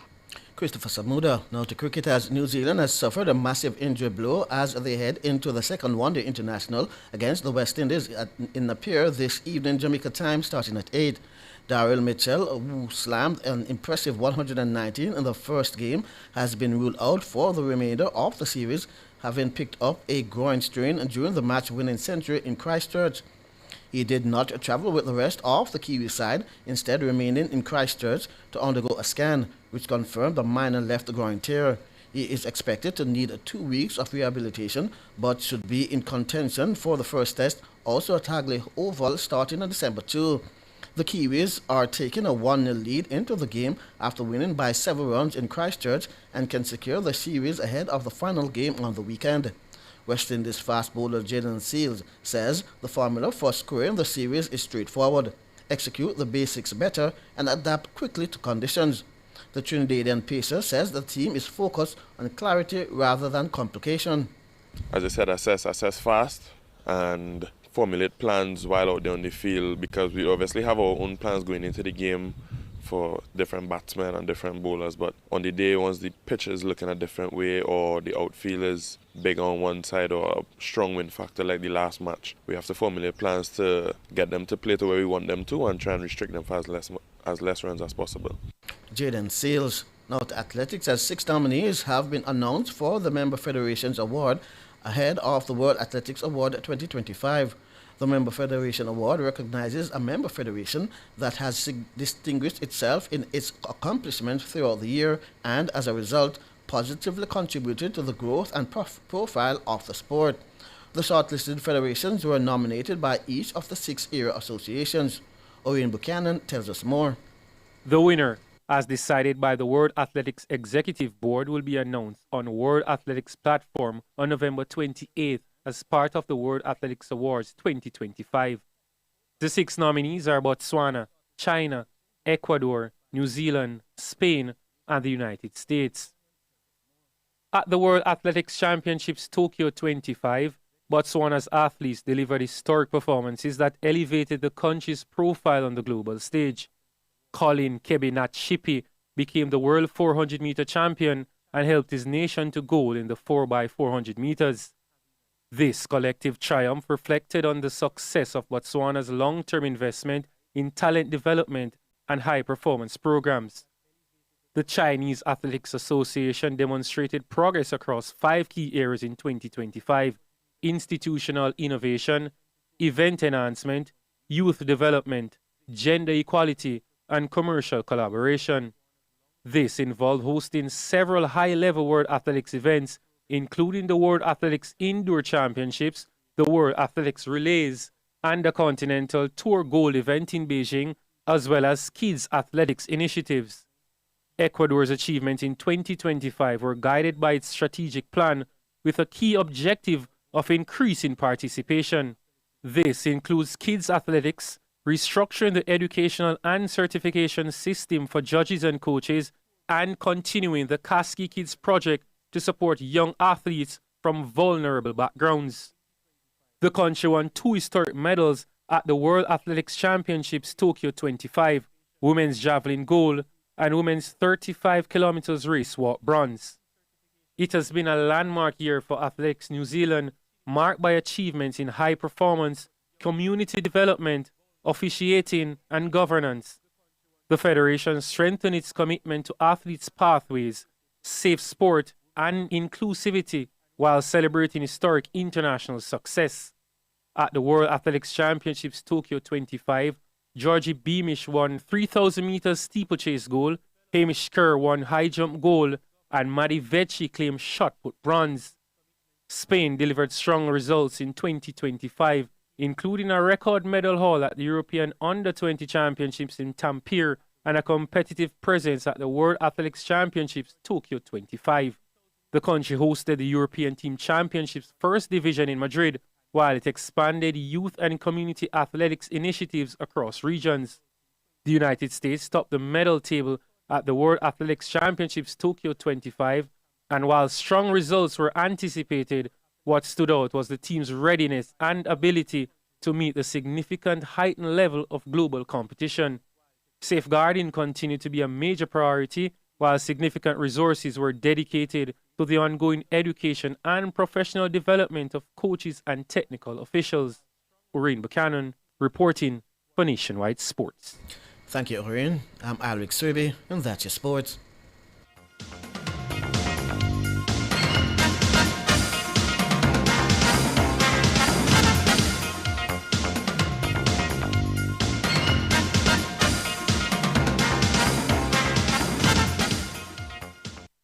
For all your scales and food processing equipment, call Advanced Scales and Equipment Limited at 876-968-9612-5. The time by Advanced Scales and Equipment Limited is 6:25. Doritos and KFC, cheesy delicious, crunchy, new collaboration run the country. Doritos Zinger, hot and spicy. Doritos nacho cheese chips, cheddar cheese sauce. We not leave it. KFC with the extra crunch. The new Doritos Zinger, I want for lunch. The new KFC Doritos Zinger, the delicious combination of KFC's hot and spicy zinger and the irresistible flavor of Doritos. Available for a limited time. KFC and Doritos, a crunch that's finger-licking good. Run for Rights, give for relief. Join Jamaicans for Justice at the Run for Rights 5K Run Walk, November 30, 6 a.m. sharp at the Police Officers Club, Kingston. Choose your cause: human rights, child rights, climate justice, or ending gender-based violence. Only $2,500 to enter. Medals, trophies, and more. Register now at my.raceresult.com/355144. Part proceeds in aid of hurricane relief. You can bring your essential items on race day. Every donation counts. Call 876-239-7583 for details. Public Opinion is brought to you by Cleasing Industrial Supplies Limited, Industrial Automation and Control Solutions.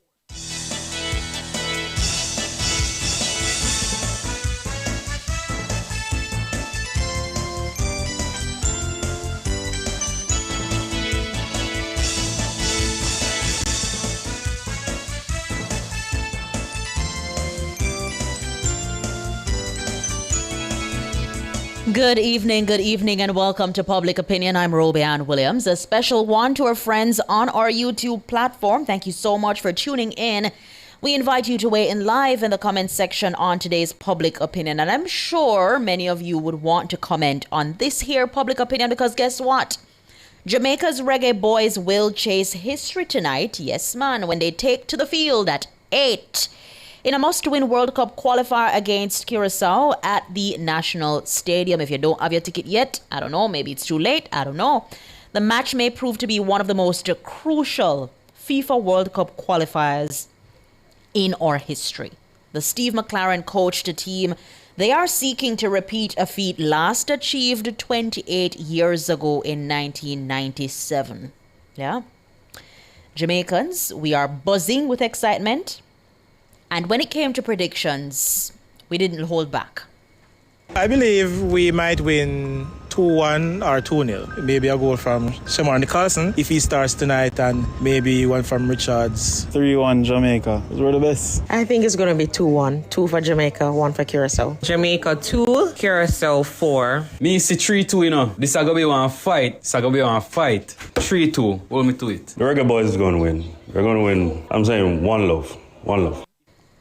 All right, there you have it. Jamaicans predicting what they feel, will be the outcome of tonight's World Cup qualifier. Jamaica's Reggae Boys were going up against Curacao at the National Stadium. Game time, it kicks off at 8 p.m.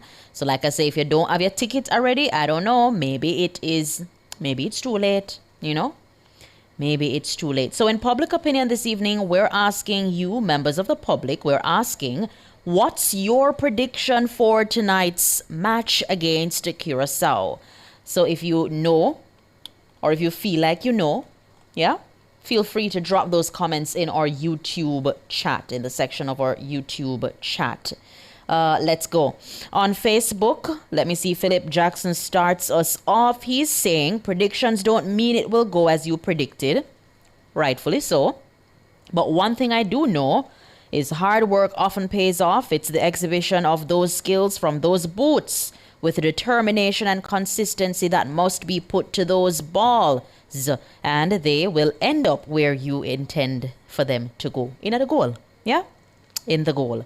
Derek Muir is saying Curacao 1, Jamaica 3. Yeah? And Natalie Winter is keeping her fingers crossed, and she's saying hoping for the best outcome. Chadwick is saying 4-0 Jamaica. Yeah? 4-0 Jamaica. On our Instagram platform, Natty Ed Pickney is saying Jamaica 2, Curacao 1. Chris Duncan is saying 3 love Jamaica. Ah, okay. And hey, it's Lady Cutchinson is saying Curacao 2 and Jamaica 1. All right, let's see what's happening on our YouTube. What are your predictions for the World Cup qualifier this evening? Mona Lee is saying 4-0 in favor of Jamaica. Yeah? Earl Foster is saying Jamaica 4-1. Jamaica will win, says Blessed Marcia. Let's see. Isa Mario is saying a draw. I believe it's a draw. And him say, Osh, next time. Yeah? Herman Hyatt is saying fingers crossed for Team Jamaica. Let me see. Where can I watch the game? Alric, if you're hearing me, I'd like for you to tell me. Let me see. 2-1 says Karen. Let me see. Kirk Buchanan is saying, okay, that's unrelated. Roti wanting for sure the first 30 minutes will determine this match, says Kirk Buchanan, responding to one of our YouTubers. Is the only other team unbeaten? Nil for that team is not highly likely. Okay. Jamaica 2-1, says Vaughn Thomas. Keva's music saying 0-0 2. Okay. Jamaica will win 2-0, says Carl Welsh. Let me see if I can get in a few more. Sonia Campbell says 2-1 Jamaica. Herman Dawkins says keeping it real 1-0 in favor of Jamaica. Cindy Lynch said, I just a prayer we pull through. Yeah? Blessed Marcia saying Jamaica will win by 2. Yeah? 2 clear goals, says Leroy Rotty. So it's either 2-0 or 3-1.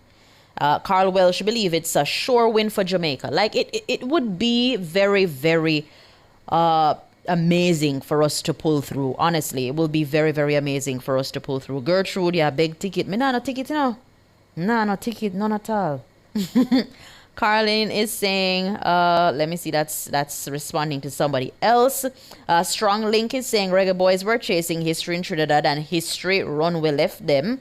When them dash it way, all they do is flatter to deceive. Both sides hungry. It's a draw.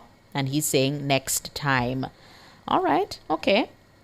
2 for Jamaica, says Elroy. 2 for Jamaica. Greetings, Leroy, to you. O'Neill saying 3-1. 3-1. 2 love. 1 from Blacker Pearl and 1 from Anandi Low. Okay. All right. 3-0, says Repo. We need to win to lift our spirits. Yes, Vanessa, I totally agree. I think it would be a story to tell if we actually won. Philip said, action, not a bagamot. All right, Philip Jackson, I see you. Blessed Marcia Favor, wonderful. Thank you so much. Keep praying, says Karen. We need this. Yeah? According to my grandmother, the ball round, so it can go any O. Yeah, the game can go any O. 876 Thelma is saying just a win for Jamaica. 4 love or more, says Honest D saying 4 love or more. Oshoy Powell said we have struggled to make it out. A easy group. Not surprised if they don't. Yeah. Garfield asked me what we had talk about him. So we are going to go through. I don't know. My granny say ball round. It can't go any O, you know. 2-1 for Jamaica. I'm seeing LPY saying 2-1 for Jamaica. Barbara telling us that she doesn't know by how many, but those waste of time, boys will disappoint as usual, says Barbara Ellington. Jamaica must win, says Merlene P. Sharon Bless said the stadium I got packed. Best believe I've been seeing the videos rolling out of stadium, and I can tell you that it's going to be bumper to bumper traffic. It's going to be a lot of people. I implore each and everybody in the hearing of my voice, if you're going, protect your valuables. Yeah, keep safe. Dennis Barnaby is asking my prediction. Now, I can tell you offhand, I'm not a football girly. I'm not a sports girly. But, you know, I am cheering on our team. I'm forever patriotic, and I will cheer on our team, win, lose, or draw, regardless. A win, it is nothing else, says Bernard. He's saying it's nothing else but a win. John is saying just relax. He's telling the team just relax and play good football. Jamaica 3-0 victory, says Stephen Smith. Let me see if I can get in a few more coming in. Curacao 2, Jamaica 0, says Mango Skin. Reposing is saying 2-0 Jamaica. Yes, man, the pickpocket them still around. So protect on valuables, protect on yourself. Stephen is saying 2-love again. Jamaica 6-1 Jamaica, says Reggae-matic. Neil Gordo is predicting 4-1 in favor of Jamaica. Yeah. How Jamaica find themselves in this position in this easy group? That's a question coming from Merlene P. Yeah? Wow. Ball run I ball run, so a game can go anyhow. Just I say. Sharon is saying, I like that suggestion. They need to relax and play. All right, so that's the word ending our public opinion this evening. Thank you so much for participating. All the best to our reggae boys. The business report is up next. Public opinion was brought to you by Cleasing Industrial Supplies Limited, industrial automation and control solutions. Drive the most exciting new vehicles in Jamaica. Schedule your 2024 Ford Ranger pickup or Ford Everest 7-seater SUV test drive now. Call or visit KIG today. The time by KIG is 6:36.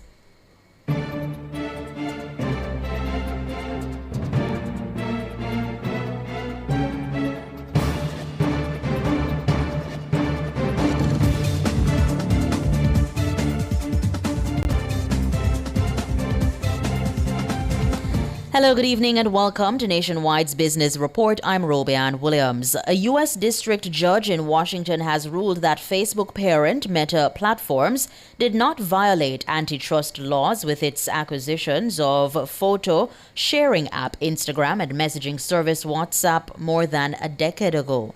The decision hands a defeat to the Federal Trade Commission, the U.S. antitrust watchdog, which sued Meta in 2020, claiming the company secured a monopoly in social media by purchasing its rivals. The company hailed the decision in a statement provided to the BBC, saying it recognizes that Meta faces fierce competition. Children will no longer be able to chat to adult strangers on Roblox as part of an expansion of its safety measures. Users will now be required to complete facial age checks before they can use the chat features on one of the world's most popular gaming platforms. Now, Roblox has faced criticism for allowing youngsters to access inappropriate content and communicate with adults. And finally, in the currency markets at the close of trading today, it cost 161 Jamaican dollars and 96 cents to buy $1 US, 212 Jamaican dollars and 18 cents to buy $1 British pound, and 115 Jamaican dollars and 42 cents to buy the Canadian dollar. That's the business report. I'm Robianne Williams. Good evening.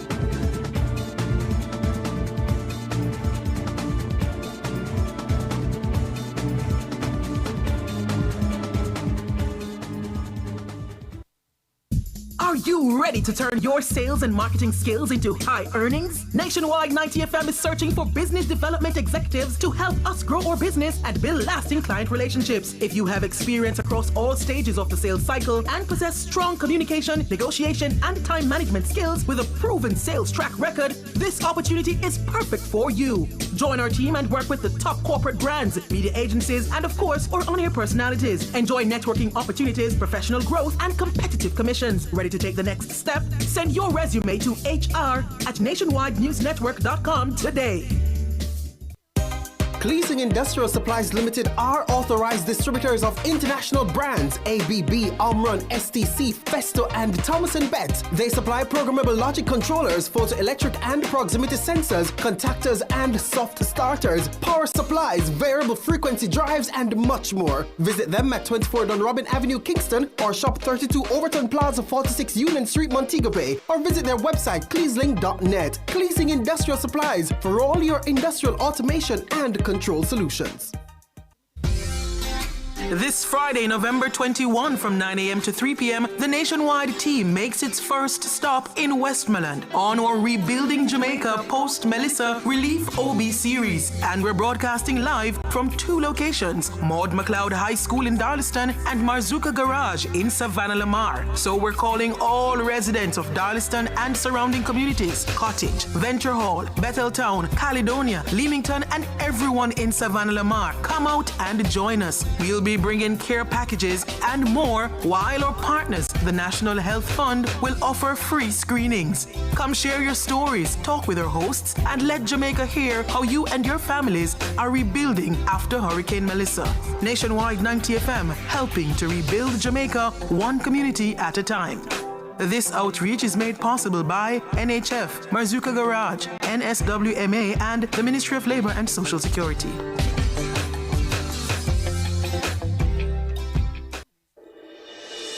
Tune in to Nationwide 90 FM, the new revolution in media. Stay ahead of the curve with our cutting-edge reporting and accurate breaking news coverage. We're having an earthquake. Oh, God. Hear it here first on Nationwide 90 FM. Tune in, turn up the volume, and listen. We bring a mix of news, entertainment, and sports to your lives. Nationwide 90 FM's live and continuous coverage of the World Championships in Budapest, Hungary. News and discussions week mornings. Coming up in the news at 6 for this morning. Entertainment in the afternoons, then news again in the evenings. Nationwide news at this hour, fired. Also tune in to the entertainment and sports shows in the nights and on the weekends. It is Boy Things After Dark right here on Nationwide 90 FM. Everything is news, from current affairs and entertainment to sports, business, and other categories. Nationwide 90 FM. This is Beanie Man. Give it to them. Zaga, Zen. From every whisper to every commotion. That's rubbish. The KSAMC cannot investigate itself. Every news story unfolds here first at Nationwide 90 FM, the new revolution in media. Every sound is a story, and every story we share is news.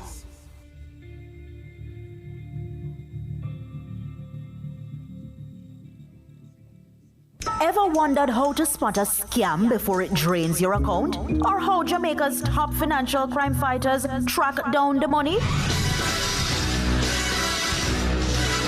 Join the Financial Investigations Division on Nationwide this morning, every first and third Friday at 8:20 a.m. for FID in Action, an informative, engaging feature designed to keep you and your money safe. Learn practical tips to help you spot, prevent, and report financial crimes. Understand how the FID protects the financial system. That's FID in Action, protecting you, preventing financial crime. On Nationwide this morning, every first and third Friday at 8:20 a.m. Brought to you by the Financial Investigations Division.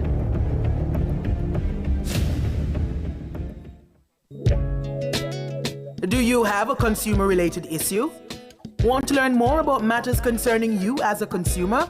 Well, keep it locked to Nationwide 90 FM for the Consumer Hour with me, Nora Gay Banton. Weekdays from 9 to 10 a.m. For all your consumer-centric matters, stay tuned to the Consumer Hour on Nationwide 90 FM, a revolution in media.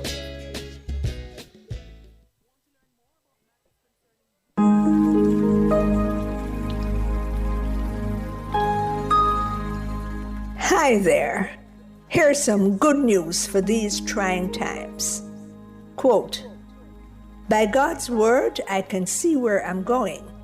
They throw a beam of light on my dark path." Unquote. Psalm 119, verse 105. Listen for God's Word weekdays at 5:45 a.m. and 12:55 p.m. through Oasis. Stop by for a refreshing drink and share a God perspective for the day. Oasis. Weekdays 5:45 a.m. and 12:55 p.m. right here on Nationwide, a revolution in media. The rebroadcast of the Oasis can be heard weekdays at 5:45 a.m. Dive into a holistic healing symphony with Dr. Denise Daly as she explores the incredible healing potential of the Nature's Remedies. Starting January 9, 2024, Nationwide at 5 hosts the Nature's Remedies from 7 to 8 p.m. every Tuesday. The segment bestows a plethora of organic wellness wisdom onto all listeners. If you're uncomfortable with popping all those pills, then embark on this natural journey and discover how the Nature's Remedies can help. Tune in for the facts that will transform your perspective on herbal solutions and natural therapies. That's Nature's Remedies, every Tuesday during Nationwide at 5 from 7 to 8 p.m. Only on Nationwide 90 FM, the new revolution in media.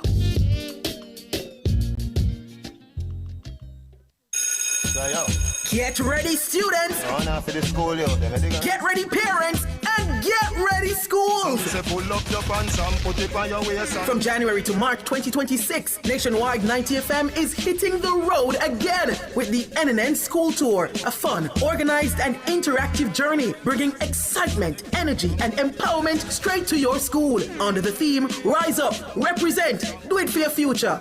You no getting nothing less than 98 when school open, me never avoid the gate. This tour is all about motivating Jamaica's youth to dream big, take action, and own their future. Expect entertainment, inspiring messages, and engaging activities that challenge you to showcase your talents and potential. If you're a student with talent, come show us when the NNN School Tour comes to your school. Stay tuned to Nationwide 90 FM for details on how to participate in the NNN School Tour. So get ready to rise up, represent, and do it for your future. It's Monday, get over your blues. Or Tuesday, Wednesday, Thursday, Friday. The E-Zone is here for you. With the Stinger Honey Bee and Karim Boyatings from 3 to 5 p.m. on Nationwide 90 FM. We've got your entertainment news. Then we want to hear your views. Why you say? Jump in the mix. Or the hot seat. Don't miss our brain busters. Or the crazy giveaways. Let's talk fashion. Send us your outfit of the day. Ooh, cutesy. Very demure. Are you looking for love?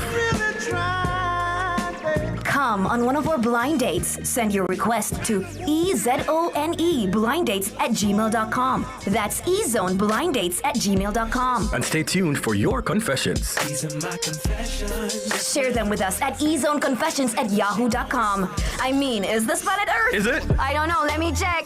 Either way, it's got a buzz. And a bugger thing. Ow! Ow!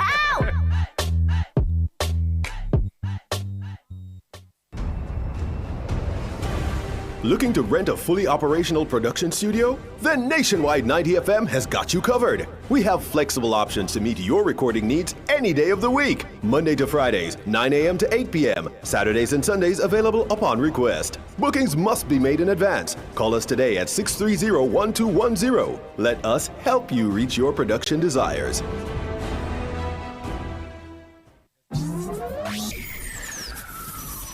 Taboo topics, bulletins after dark, Riveting discussions, celebrity news and interviews, topics that are shunned by society, and everything else in between. Boyatings After Dark with Karim Boyatings each and every Wednesday, 8 to 11 p.m. Boyatings After Dark. No topic is too taboo or hard to discuss. Come get your mind blown and your curiosity explored. Boyatings After Dark.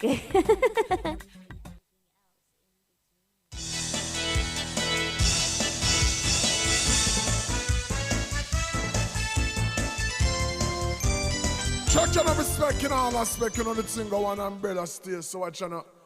Reggae boys, what am I say? Me carry them play without a delay. Hey, watch now. All them son of a do. In our office, couldn't try that. Hey, what going on? Run out, madam in. Hey, reggae boys, rush them like a pit bull. Mix it and ratting, got them like a rifle.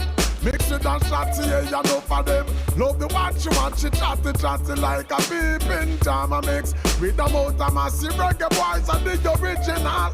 No carbon copy, no say no side can't test me not the office. No rent and jet, no figure mix up with no natty, ain't no fashion dread. Can't come and tell man boss and I sit. Hey reggae boys, them touch the field. Watch how them knock it. Strike and them a strike and the defender them a lock it. Midfield a wally leather, how him go through and a trap it. Moving like a red plate, taxi in the traffic. Remember man, the gangster Al Capone mix it, they got him. Champion, Muhammad Ali mix it, rock him. Real top at top, no trouble in a jalap him. Pull up in our Rolls Royce, mix with a Bugatti, hey. Them reggae boys, you know you pass them, never shove him. No safe African control and dribble, then we have him. Hello, good afternoon, good evening. It's now actually evening, 10 minutes going up to 7 o'clock. And it's all about the Reggae Boys versus Curaçao at the National Office, at the National Stadium, what we call the Office. Yes, it's a must-win situation facing the boys. They have just over, half an hour to go? More, 10 to 7. The match time is at 8 o'clock. So it's just over an hour to go.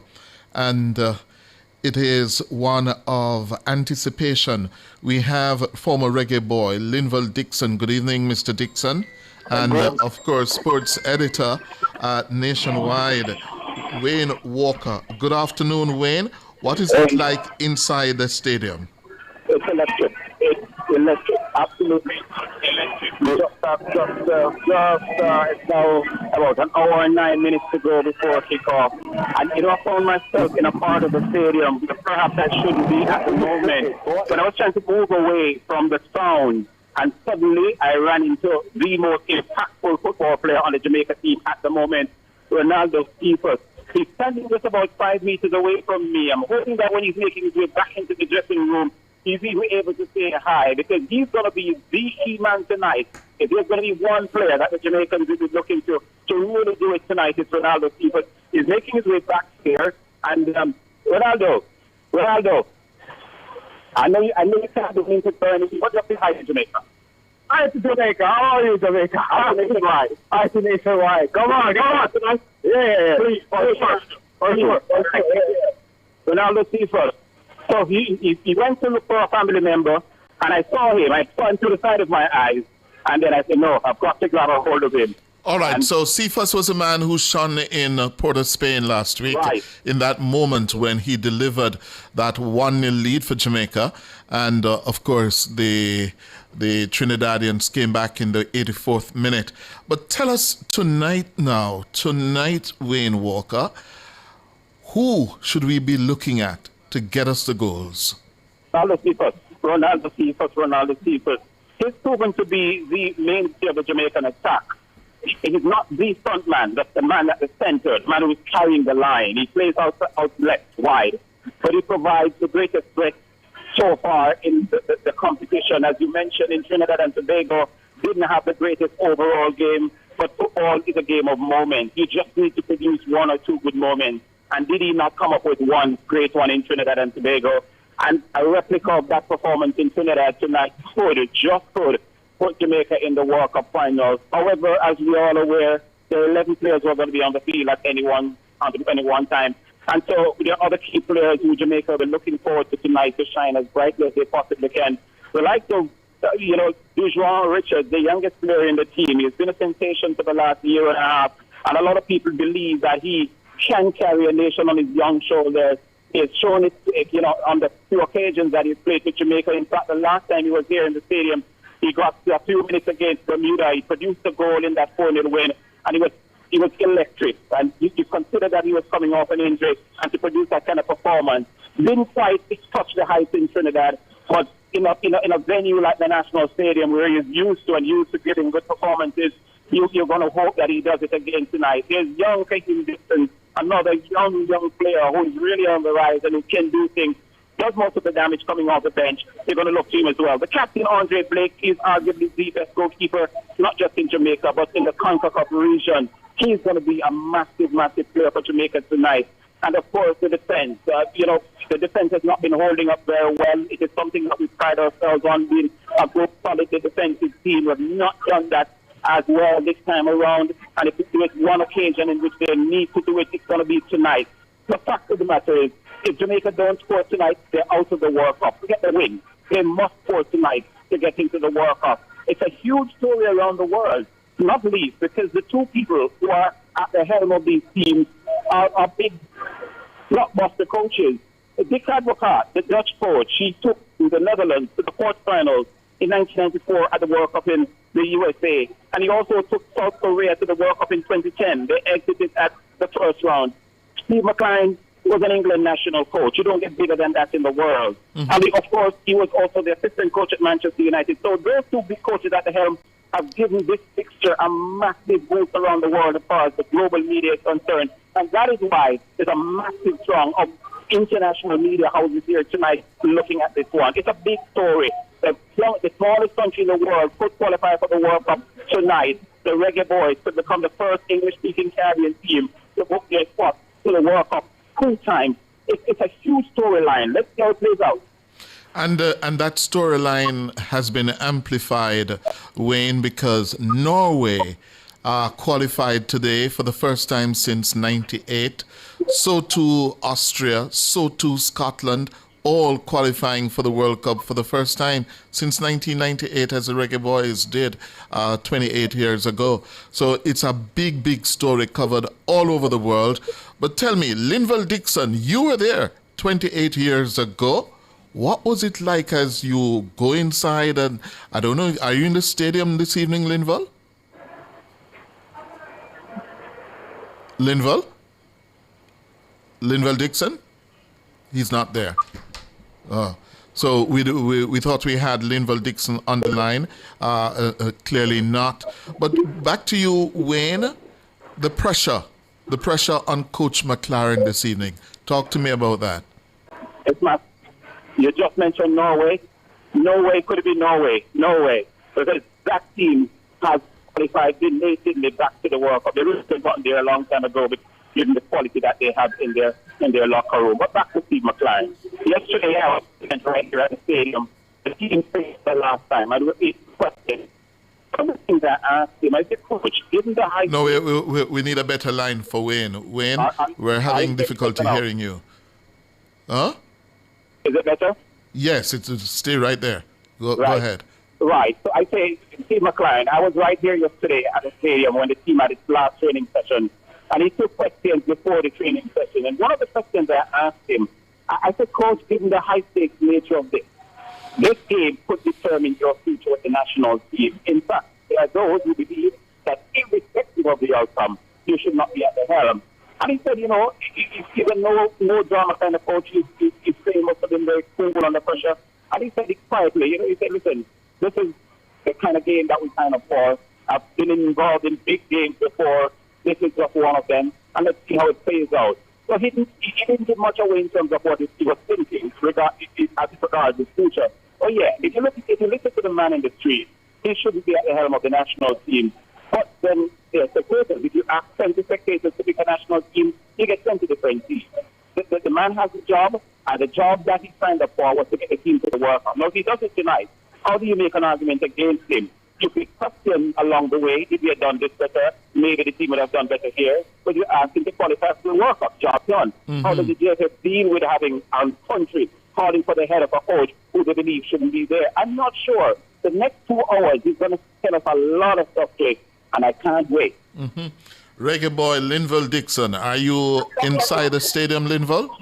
No, I'm actually on the road walking to the stadium, trying to get in, trying to get there. All right, so I know it's that kind of feeling when you're anxious, a lot of anticipation. Take me back 28 years ago on the moment when we were on the cusp of footballing history. What is happening in the heads of those young men lining up, getting ready to go on that field come 8 o'clock? What is happening in their heads? Well, good night to your listeners. Thank you so much. Good night. First and foremost. Yeah. You know, they must be buzzing with excitement, you know, because this is a moment, this is a big moment for us again. You know, a really, really big moment. And all we just ask the players, you know, just keep calm. Keep calm knowing that we have a job on our hands. And you know, we can do it. And we know we can do it. You know, because the 98 team know what was at stake. You know, and we believe that and feel it, you know, because you have to feel it. You know, it has to in your bone. You know, that excitement of getting there, you know, is just amazing. It's amazing. And I hope they feel the same way. You know, but they have to keep calm. Mm-hmm. You know, don't get over anxious. The game not gonna finish in 20 minutes. The game will finish in 90 plus minutes. It's just for them to stay together, stick together, work together, because this is the moment. This is the moment for our team, Reggae Boy. Linval Dixon, how confident are you that they're going to get the job done tonight? Well, yes, I'm pretty much confident. You know, I'm really pretty much confident. Yes, they're playing a tough team, a good team. You know, a good coach. You know, with that unit, and you know they beat us in the first leg. You know, so of course they would be confident coming in. Mm-hmm. You know, but we are playing in the office. Yeah, I heard you say it earlier in one of your stuff about the office. You know, yes. You know when you're trying to get to win. Yeah. You know, but it's our office, and you know we can reminisce so much on it, and we can speak highly about it, and we can do that. Listen, I'm running out of breath, but you know, yes, I understand. Yes. But let me ask. Let me hold it for us. Catch your breath, Linval. Wayne, tell me, this Curacao team is in form. It's a formed team of this group. Yes, we have lost Wayne as well. I was about to ask Wayne to comment about the form of this team from Curacao. It is a formed team. They went by Bermuda by what? 7 goals or 6 goals? 7 goals. 7-0, yeah. That is a goal scoring machine. They scored. They have been scoring and very tight on defense. I think they have conceded only 3 goals for the whole qualifying campaign. And that must mean something. They're beaming with confidence. Yeah. Wayne, this team from Curacao is the form team to beat, and that is what makes them so dangerous tonight. I didn't get the first part of the question, sorry. I'm saying this is the form team, the informed team of this group in this campaign. They are the ones scoring goals. They've conceded only 3 goals so far, and they are beaming with confidence. Which is why it's such a big story around the world. 150,000 people live in Curacao. And you may, I mean, how many people in that country really could draw for to make a quality team standing on the verge of the World Cup? You're right. They are the form team. They are the only undefeated team in this group as well. They travel well. They go get good results on the road. They go in Trinidad. They beat Bermuda away, and they're playing Jamaica away for the first time now. But they travel well, and they also do well at home. They score a lot of goals, and of course, just defensively very solid, as you mentioned, just 3 goals conceded in the games that they've played so far. And that's quite remarkable. A lot of people have never heard about Curacao before this World Cup, a lot in the wider world, that is. And tonight, as you mentioned earlier, Cliff, in your show, that the people in Curacao today, they're called the Blue Waves, and everybody in Curacao in blue. The team arrived here tonight in a blue bus. Not sure if it was deliberate or the specific as well. I'm not sure if they specifically thought in a blue bus, because they've been here since Saturday night. Their coach is not here. He had to leave Jamaica like a couple of hours after landing on the island on Saturday. Will that play a part in how they go about tonight? I'm not sure. But it's important to note, because he's been the man sports constructed his team. He joined the Curaçao Football Federation in 2024, and in less than a year, just put together a team that now stands on the verge of a historic qualification to the World Cup final.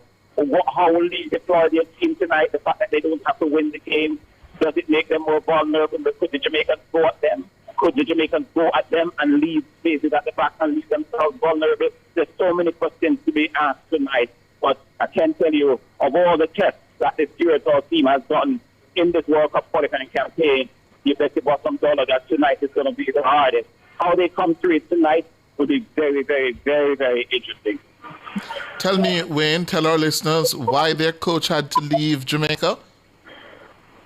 I don't think it has been said publicly, and I think people are deliberately guarding against it. But he has an issue with his wife. She has a sickness, she has an illness.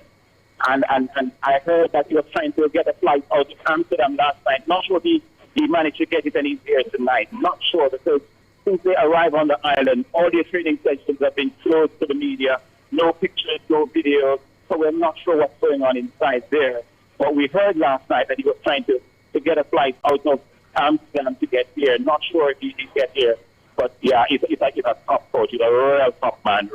In fact, many people are wondering how the hell did he end up taking a job in Curaçao when you move from the very top of coaching the Netherlands, you're coaching South Korea, you've been coaching at some of the biggest clubs in the world. How did he end up at a country with 150,000 people? Well, I don't know. He saw it as a challenge, and it was a challenge that he's met head on, and he now stands on the cusp of a historic qualification to the World Cup. Linval Dixon, we will have to play like a unit, all 11, like an orchestra tonight. But what gives you the greatest concern based on what you've seen so far from the Reggae Boys up to this moment?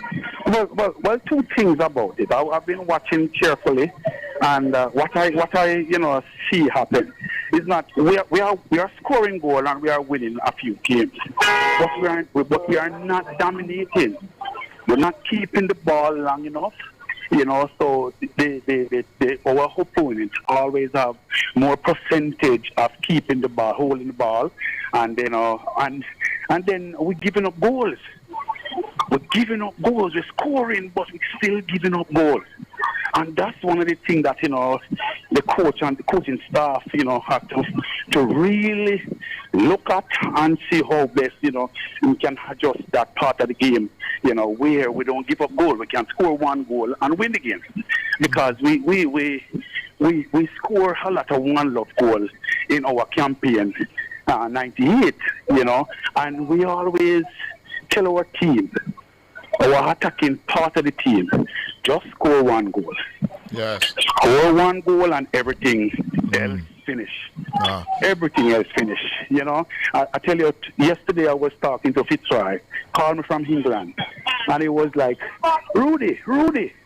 And I said, oh, boy, how you doing, bro? And I said, oh, I'm good. I'm excited. And that's Fitzroy who? Fitzroy Simpson. Yes. Oh, yes, our English-based player. Mm-hmm. And he was saying, I was excited, but Rudy, I'm nervous. I say, I'm nervous too. I really do. And he said to me, you remember what you said to me in the qualifying? I said, no, I don't remember. But tell me. He said, you used to say, just score one goal. Our attacking player, just score one goal and everything covered. Nothing, you don't have to worry about nothing else. Because no ball would go to our goal to score. So, yes. We have to have that mentality, and we have to have that with us, and as a team, as a defensive unit, to know that, listen, no goal gonna score on our team tonight. Okay. Tonight is the night. Tonight is a big night. All right, tonight for our country. Wayne, final word from you. We're gonna come back to you closer to kickoff time. Wayne, tell me, inside the stadium, is it ram yet? Is it full yet? Not quite. In fact, when I was up there about maybe 10 or so, 14 minutes ago, it wasn't there quite yet. But I had to move away because there's a lot of noise in there, as you can imagine. The entertainment is going on before the start of the game. But it was filling up nicely, and we do expect a packed stadium by the end of the night. Well, before the start of kickoff. The two teams are on the field at the moment, are going through their pre-game warm-up. And yeah, it's building up to it. It's simmering. Okay, thank you very much. Wayne Walker, our sports editor. Linval Dixon, former reggae boy from the campaign of 1998. Thank you very much, Linval. Enjoy the match, gentlemen. Okay, thank you, my brother. Victory tonight. Good. After the break, Nature's Remedies, and tonight we'll be looking at the periwinkle plant.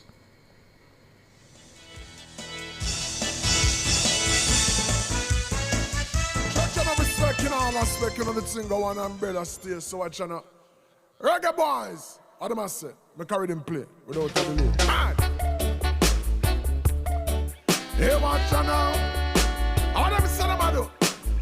In our office, couldn't try that. Hey, what going on? Run out, madam in. Hey, reggae boys, rush them like a pit bull. Mix it and rat him, got them like a rifle. Mix it and shotty, yeah, you know for them. Love the watch chatty like a peeping jam mix. With the motor massive reggae boys and the original. No carbon copy, no say no side can't test me not the office. No rent and jet, no figure mix up with no natty, ain't no fashion dread. Can't come and tell man bout Selassie. Hey reggae boys, them touch the field. Watch how them knock it. Striker them a strike and the defender them a lock it. Midfield a wally leather, how him go through and a trap it. Moving like a red plate, taxi in the traffic. Remember man, the gangster Al Capone mix it, they got him. Champion, Muhammad Ali mix it, rock him. Real top and no trouble in a jalap him. Pull up in our Rolls Royce, mix it a Bugatti, hey. This Friday, November 21 from 9 a.m. to 3 p.m., the Nationwide team makes its first stop in Westmoreland on our Rebuilding Jamaica Post-Melissa Relief OB series. And we're broadcasting live from 2 locations, Maud McLeod High School in Darlaston and Marzuka Garage in Savannah Lamar. So we're calling all residents of Darlaston and surrounding communities, Cottage, Venture Hall, Betheltown, Caledonia, Leamington, and everyone in Savannah Lamar. Come out and join us. We'll be bringing care packages and more, while our partners, the National Health Fund, will offer free screenings. Come share your stories, talk with our hosts, and let Jamaica hear how you and your families are rebuilding after Hurricane Melissa. Nationwide 90 FM, helping to rebuild Jamaica one community at a time. This outreach is made possible by NHF, Marzuka Garage, NSWMA, and the Ministry of Labor and Social Security.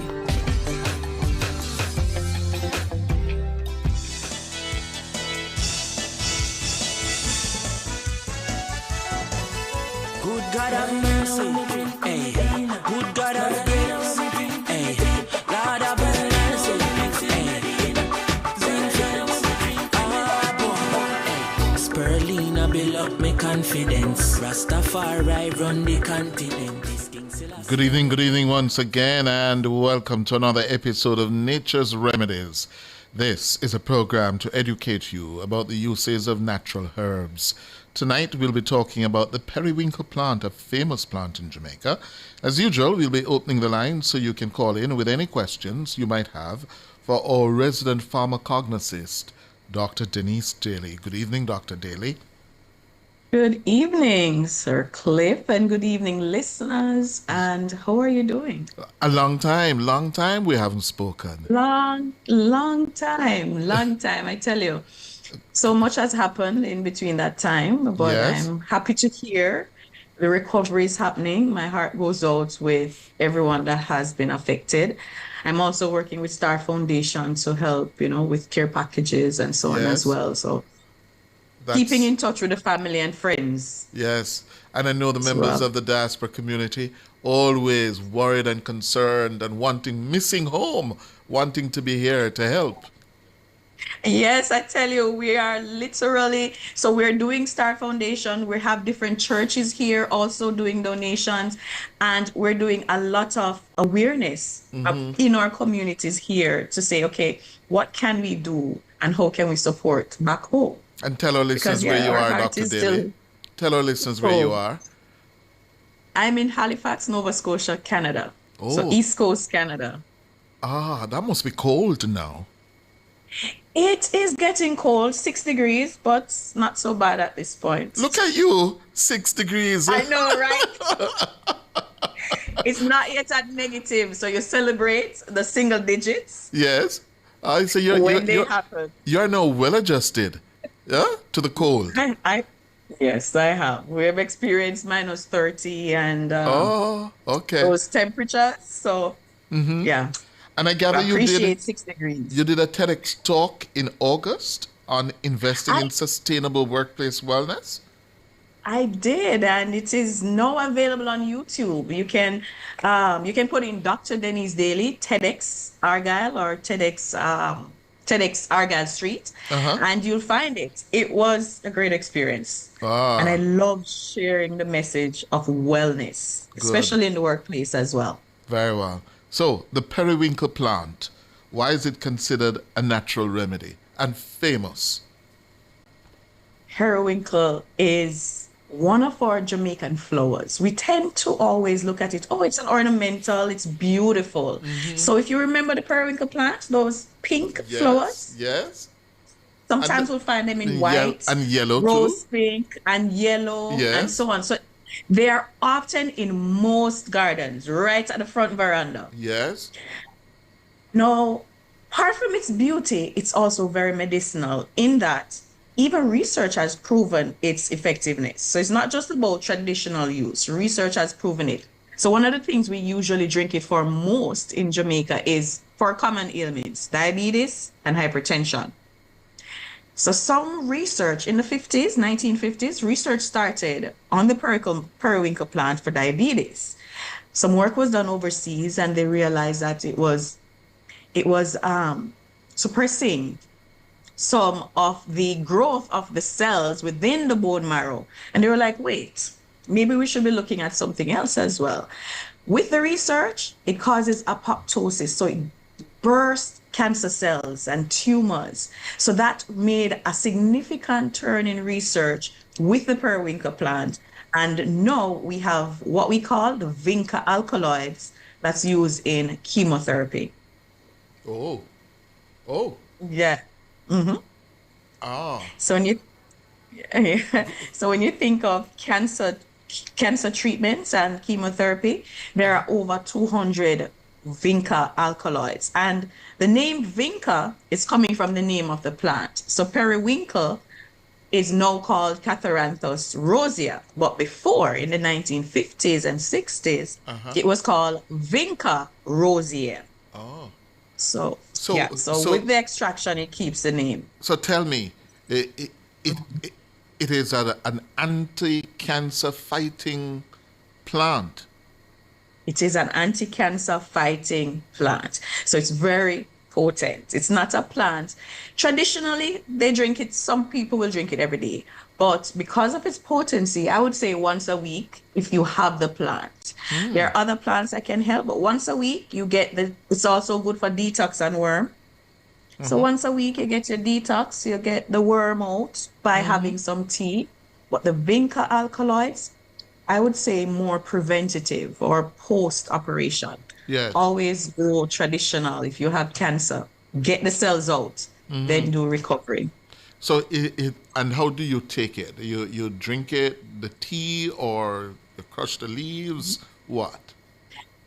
Both. You can drink the tea. Now, to make the tea, you can use the flowers only, the mature leaves. So the biggest leaves, about 3 to 5 of the leaves, depending on how much. If you're doing a cup of water, 3 to 5 of the leaves. Or you can use both, the entire aerial part of the plant. And you can boil the water, then add the plant, boil it for another 5 minutes, just let it, change color and seep. It won't change a lot if it's the flower only.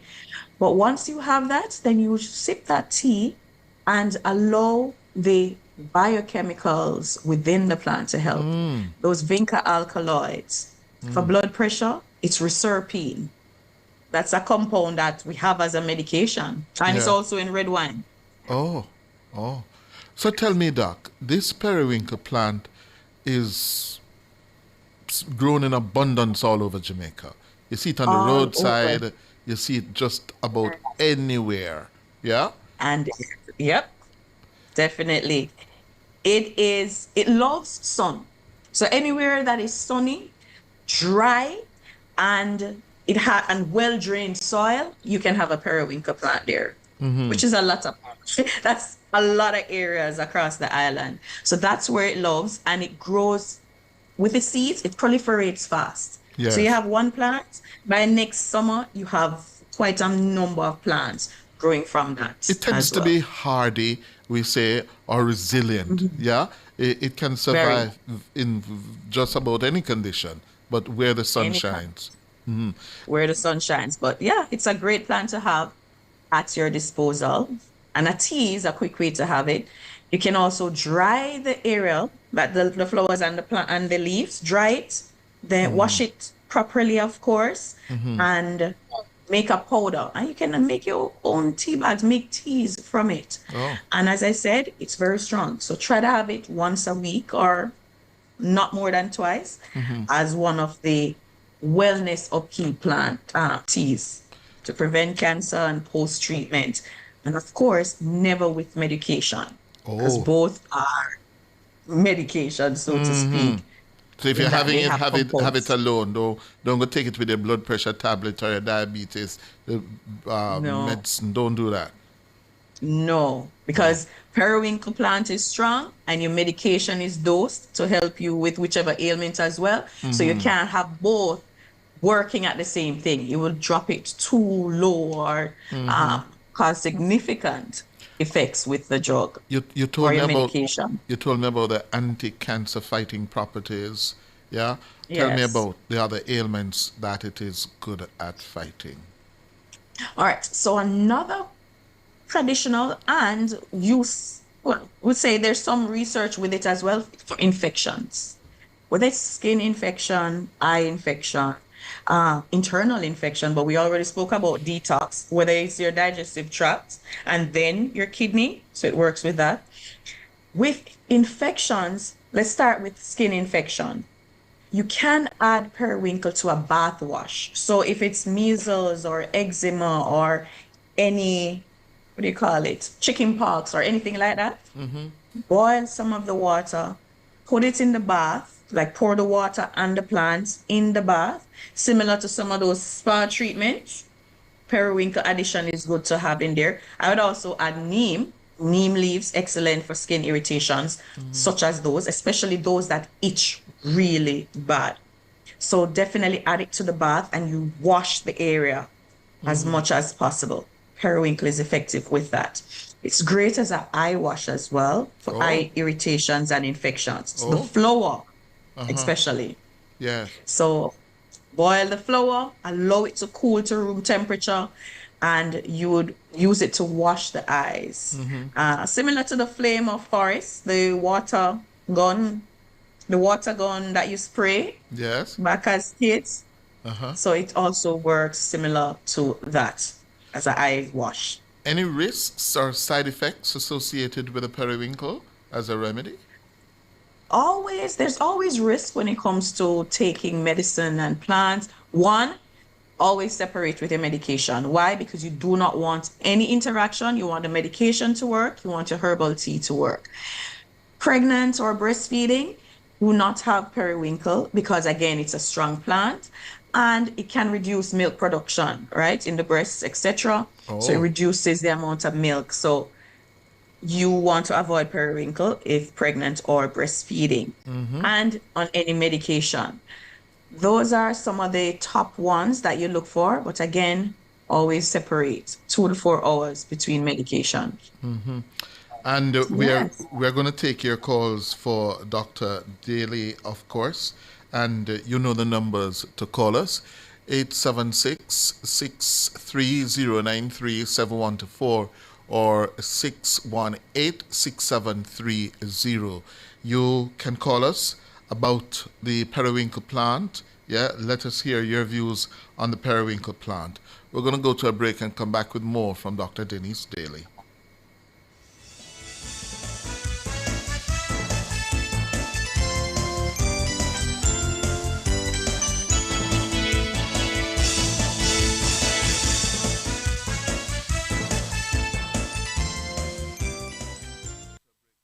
Jamaica's poverty rate has dropped from 16.7% to 8.2%. As the government's economic program begins to pay off, our country is heading towards sustained growth. We are building Jamaica. The time by the office of the Prime Minister is... It's 23 minutes after 7. Doritos and KFC, cheesy, delicious, crunchy, new collaboration, run the country. Doritos Zinger, hot and spicy. Doritos nacho cheese chips, cheddar cheese sauce. We not leave it. KFC with the extra crunch. The new Doritos Zinger, I want for lunch. The new KFC Doritos Zinger, the delicious combination of KFC's hot and spicy zinger and the irresistible flavor of Doritos. Available for a limited time. KFC and Doritos, a crunch that's finger-licking good. This Friday, November 21 from 9 a.m. to 3 p.m., the Nationwide team makes its first stop in Westmoreland on our Rebuilding Jamaica Post-Melissa Relief OB series. And we're broadcasting live from 2 locations, Maud McLeod High School in Darlaston and Marzuka Garage in Savannah Lamar. So we're calling all residents of Darlaston and surrounding communities, Cottage, Venture Hall, Betheltown, Caledonia, Leamington, and everyone in Savannah Lamar. Come out and join us. We'll be bringing care packages and more, while our partners, the National Health Fund, will offer free screenings. Come share your stories, talk with our hosts, and let Jamaica hear how you and your families are rebuilding after Hurricane Melissa. Nationwide 90 FM, helping to rebuild Jamaica one community at a time. This outreach is made possible by NHF, Marzuka Garage, NSWMA, and the Ministry of Labor and Social Security.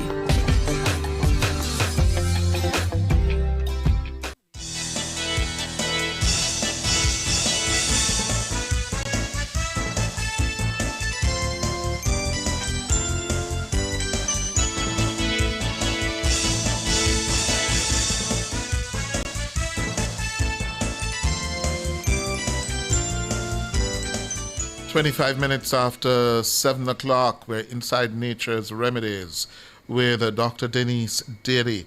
We're talking about the periwinkle plant found all over Jamaica. It has quite a number of medicinal properties. Dr. Daly has been telling us about some. They're good for cancer fighting properties. It is also good for dealing with diabetes, high blood pressure. And I see one here, Doc, mumps. It's good for mumps too? Mumps, yes. Those skin irritations or infections, measles, mumps, chicken pox, even eczema. It is a good plant to add to bath washes or even poultice. You can go ahead. You can apply it for poultices. That's crushing the leaves and applying it to the affected area. Great for eczema and insect bite. So if it's wasp bite or snake bite and you have periwinkle, crush and add it to that area as well. Middle 1996 on YouTube is asking, does it work for dry eyes, Doc? For dry eyes, there's no research that shows for dry eyes, but if it's an infection that causing that dryness, you can try and help. It will just rinse the eye, it won't harm it, and see if there's some relief. Normally, you want to have more moisture, so to speak. Ensure that your tear glands are working and there's no inflammation. So if there's any inflammation in and around the eye and the iris, then it will help assist with that. Chris Mullings on YouTube says, I used to plant that flower at the front of the yard and didn't know it was so valuable. Yes, it is very valuable, Chris. Yes, I tell you, right at the veranda step, right? Yes. Who am I? ZDS6 says, what is the best means of getting the medicinal properties from the plant? Can it be chewed? The leaves can be chewed, the flowers can be chewed as well, but you'd use less. For example, two leaves, you can just chew it if you want. Just wash it, wipe it, and chew it. And speaking of chewing, it's good for sore throat and tonsillitis. So you can make a gargle from it. So if you chew it, or again, make the tea room temperature and you do a gargle, it helps with sore throat. And we have a caller for you. Tonsillitis. We have a caller for you, Dr. Daly. Charlie, good evening. Right. Good evening, Mr. Hughes. Good evening, Doc. Good evening. Good evening, Charlie. Yes, ma'am. Regarding to your the product, perimeter fences, that's what it's called? It's what? Which one? The product, what does you call it? The periwinkle plant. Periwinkle. No, the plant. What? Periwinkle plant? The periwinkle plant. Oh, periwinkle. Yes. Okay. It says it says what you call it, antibiotic. Doc. Antibiotic, somewhat, but it's not as strong as some other plant. It's more. It does help with some bacterial infections and some fungus infections. So you can have it as a tea to assist with that, but it's not very strong like neem or garlic, so to speak. But it's a good addition. So it depends on what type of bacterial infection. Is it a product on the market? There are, what do you call it? Capsules or tablets or pills that you can get with periwinkle and teas are available online. But you can also make it from the plant if you have the plant nearby and so on. But yes, the teas are sold, tablets are sold with the plant parts. Okay, one more thing. The reason why I asked this question because most of the players going on the field today, they like going on with multiple heart beating, like your heart beat more faster than normal, and those are caused really, what do you call it? Heart ache. Yeah. Which can cause heart failure. Yes, that is true. And I'm glad that you mentioned that too, because periwinkle, I didn't mention it yet, but the young leaves and the flowers, it's good for anxiety and nervous system. So the nervousness going on the field, the anxiety, even for nightmares. So traditionally, if you have a lot of nightmares, they'll get the top part of the plant, break it, and use that to make tea to help get rid of nightmares and phobia. Oh. So that's another, use of the plant as well. So you chew that as well, doctor, or you make the tea? Make the tea. Make the tea is easier. Oh, you can always chew it, but just chew less. Yes. So it increases serotonin. Mm-hmm. One more thing because most of the people in the Spanish FIFA is rely on poppy seed. So yes, in case of we moving forward, it's a good diagnosis for us. It is good. It's good to have a lot of our natural remedies as a part of routine. But again, natural remedies may have some compounds that they say are banned. So it's good to check and to be aware of what is banned and is it found in that type of tea if you're looking at competitive sports and banned substances. So that's one of the things I would check if, we want to incorporate that. All right, sir. Mm-hmm. All right. Good.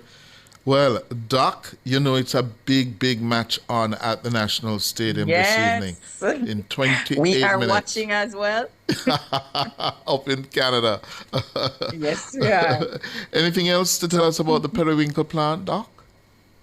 No, not as much, but if you have the plant, keep it safe. If it got damaged during a hurricane, just get back a piece and plant it. If you have root powder, makes it grow even faster. And don't lose our natural resources because these are our remedies for healing and wellness. But basically, we can use our natural resources. Very well. Well, thank you very much, Dr. Denise Daly.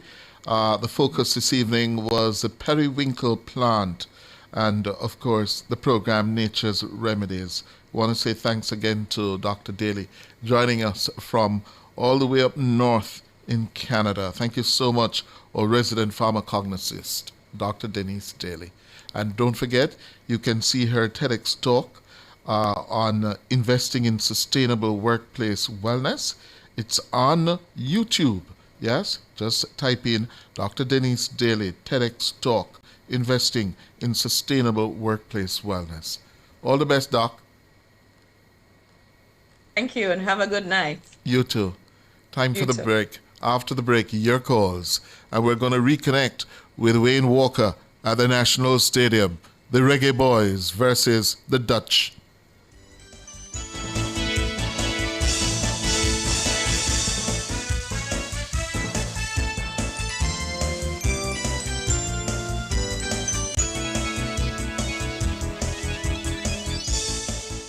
Ever wondered how to spot a scam before it drains your account? Or how Jamaica's top financial crime fighters track down the money? Join the Financial Investigations Division on Nationwide this morning, every first and third Friday at 8:20 a.m. for FID in Action, an informative, engaging feature designed to keep you and your money safe. Learn practical tips to help you spot, prevent, and report financial crimes. Understand how the FID protects the financial system. That's FID in Action, protecting you, preventing financial crime. On Nationwide this morning, every first and third Friday at 8:20 a.m. Brought to you by the Financial Investigations Division. Are you ready to turn your sales and marketing skills into high earnings? Nationwide 90 FM is searching for business development executives to help us grow our business and build lasting client relationships. If you have experience across all stages of the sales cycle and possess strong communication, negotiation, and time management skills with a proven sales track record, this opportunity is perfect for you. Join our team and work with the top corporate brands, media agencies, and of course, our on-air personalities. Enjoy networking opportunities, professional growth, and competitive commissions. Ready to take the next step? Send your resume to hr@nationwidenewsnetwork.com today. Tune in to Nationwide 90 FM, the new revolution in media. Stay ahead of the curve with our cutting-edge reporting and accurate breaking news coverage. We're having an earthquake. Oh, God. Hear it here first on Nationwide 90 FM. Tune in, turn up the volume, and listen. We bring a mix of news, entertainment, and sports to your lives. Nationwide 90 FM's live and continuous coverage of the World Championships in Budapest, Hungary. News and discussions week mornings. Coming up in the news at 6 for this morning. Entertainment in the afternoons, then news again in the evenings. Nationwide news at this hour, fired. Also tune into the entertainment and sports shows in the nights and on the weekends. It is Boy Things After Dark right here on Nationwide 90 FM. Everything is news, from current affairs and entertainment to sports, business, and other categories. Nationwide 90 FM. This is Beanie Man. Give it to them. Zaga, Zen. From every whisper to every commotion. That's rubbish. The KSAMC cannot investigate itself. Every news story unfolds here first at Nationwide 90 FM, the new revolution in media. Every sound is a story, and every story we share is news.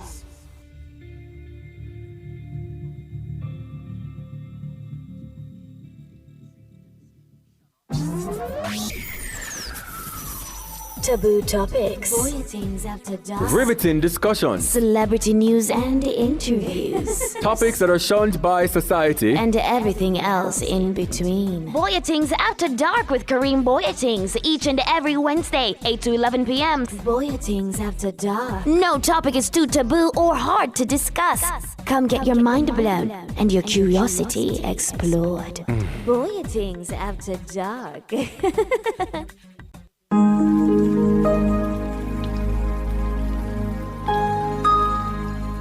Hi there. Here's some good news for these trying times. Quote, "By God's word, I can see where I'm going. They throw a beam of light on my dark path." Unquote. Psalm 119, verse 105. Listen for God's Word weekdays at 5:45 a.m. and 12:55 p.m. through Oasis. Stop by for a refreshing drink and share a God perspective for the day. Oasis. Weekdays 5:45 a.m. and 12:55 p.m. right here on Nationwide, a revolution in media. The rebroadcast of The Oasis can be heard weekdays at 5:45 a.m.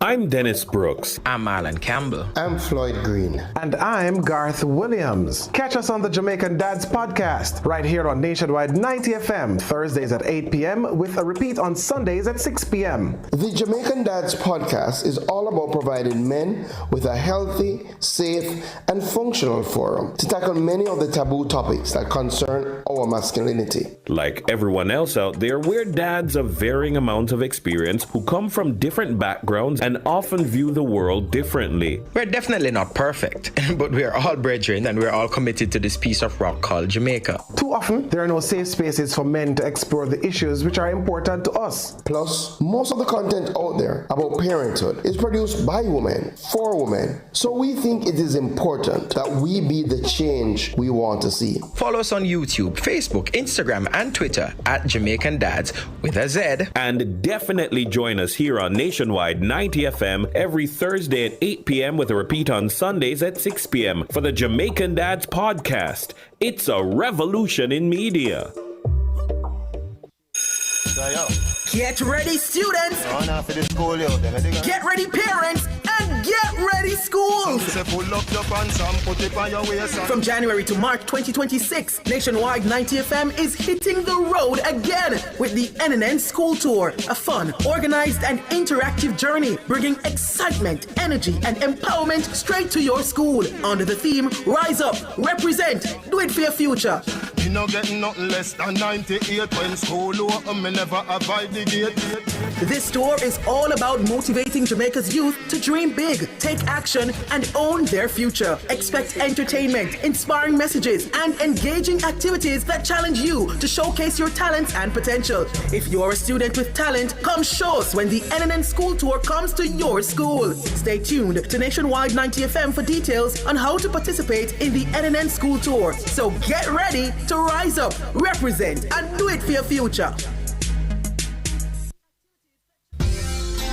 This Friday, November 21, from 9 a.m. to 3 p.m., the Nationwide team makes its first stop in Westmoreland on our Rebuilding Jamaica Post-Melissa Relief OB series. And we're broadcasting live from 2 locations, Maud McLeod High School in Darlaston and Marzuka Garage in Savannah Lamar. So we're calling all residents of Darlaston and surrounding communities, Cottage, Venture Hall, Betheltown, Caledonia, Leamington, and everyone in Savannah Lamar. Come out and join us. We'll be bringing care packages and more, while our partners, the National Health Fund, will offer free screenings. Come share your stories, talk with our hosts, and let Jamaica hear how you and your families are rebuilding after Hurricane Melissa.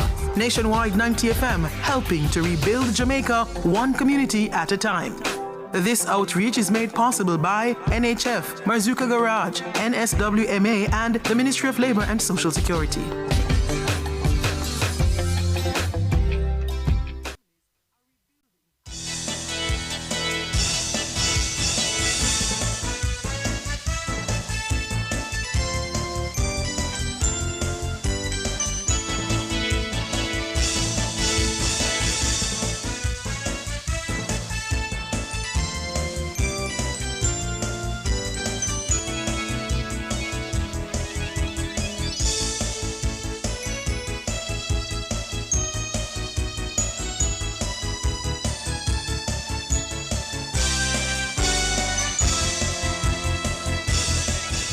It's 18 minutes before kickoff time at 8 o'clock at the National Stadium, where the Reggae Boys are set to meet in a must-win confrontation, Curaçao, this evening to qualify for the World Cup next year in the United States, Canada, and Mexico.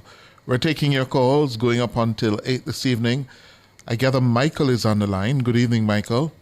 Good evening, Sayus. How are you, sir? I'm good. 2 times in a day. Why?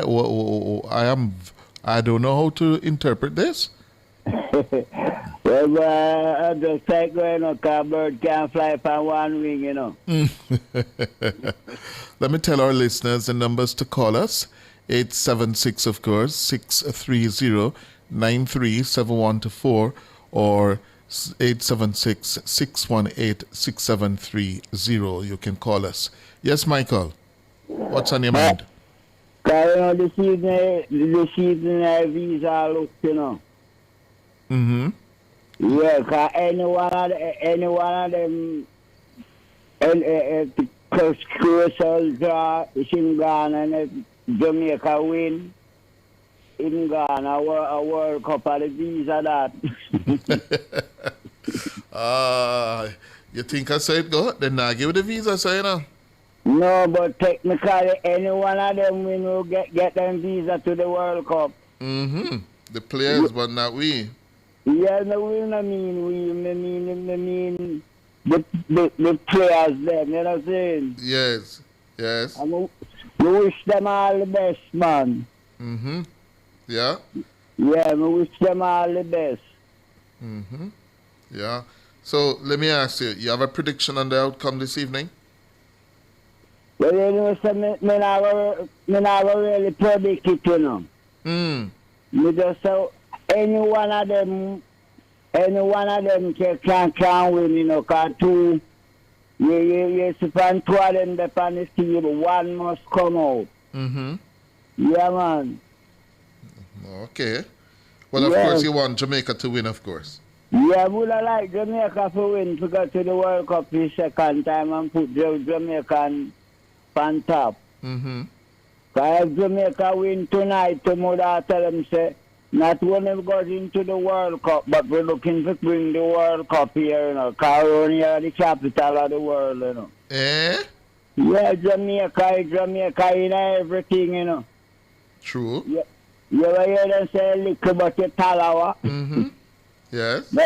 But Jamaica, man, because Jamaica, Bolton, Bob Marley, everything to push up himself, you know what I'm saying? I hear you. Yeah, man. Mm-hmm. And up in the hills here still, you know, man, the only one thing we shot up here right now, a light, you know. Uh-huh.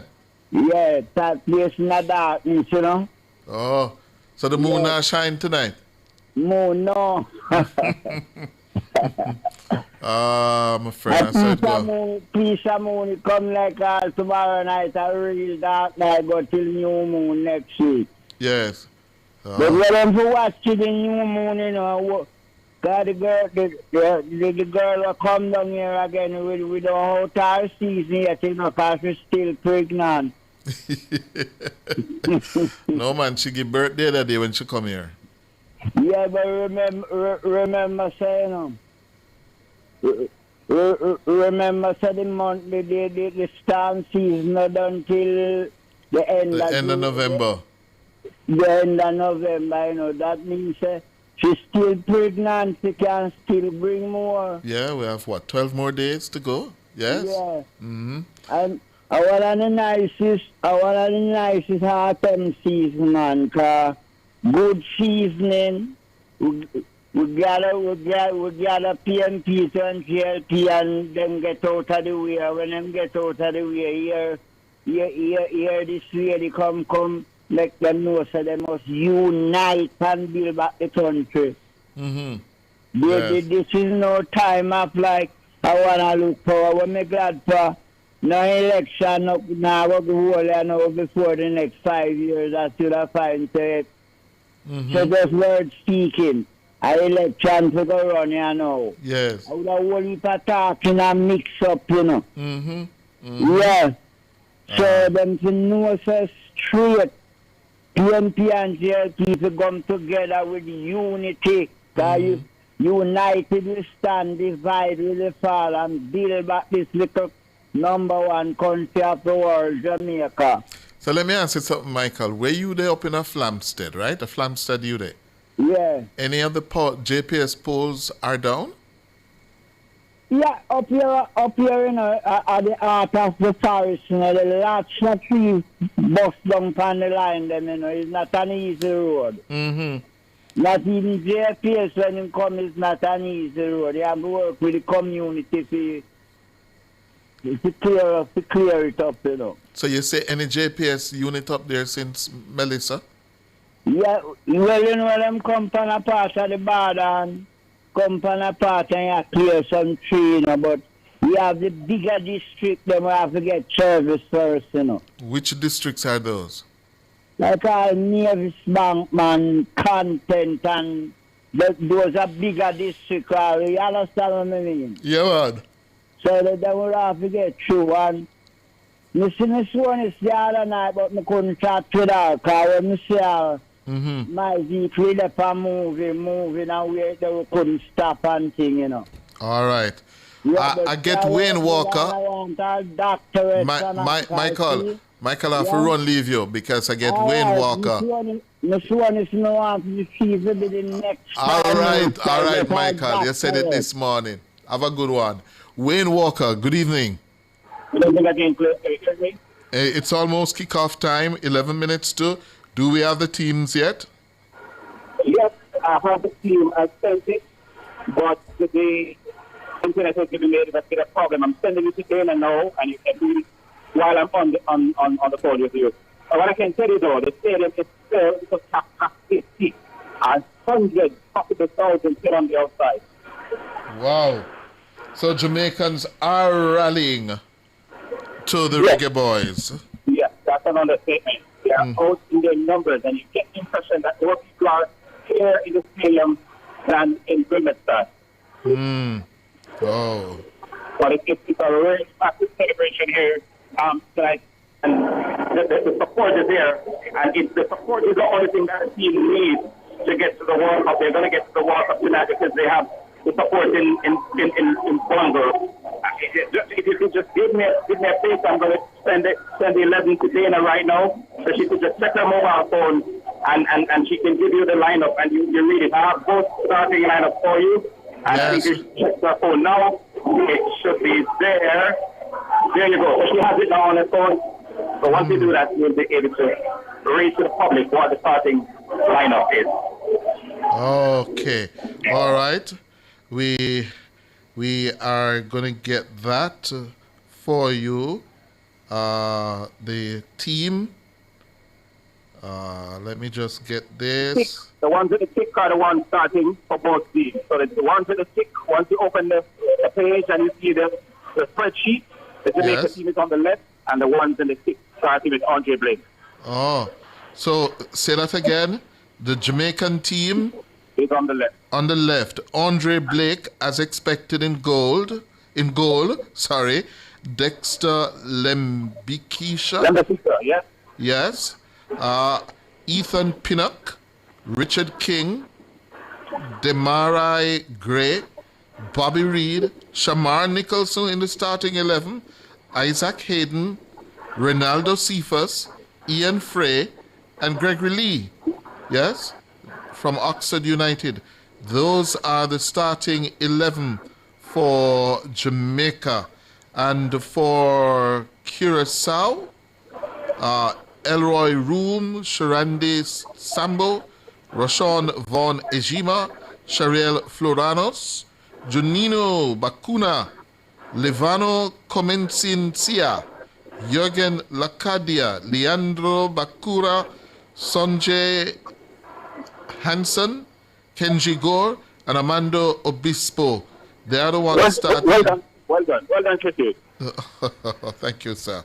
Yeah, well, that's the starting 11. Blake in goal for Jamaica, Dexter Lembikisa, Ethan Pinnock, Richard King, Demarai Gray, Bobby Reed, Shamar Nicholson, Isaac Newton, Ronaldo Cephas, the goal scorer against Trinidad and Tobago from last week, Ian Frey, and Gregory Lee. Ian Frey is the teammate of the great one, Lionel Messi, at Inter Miami.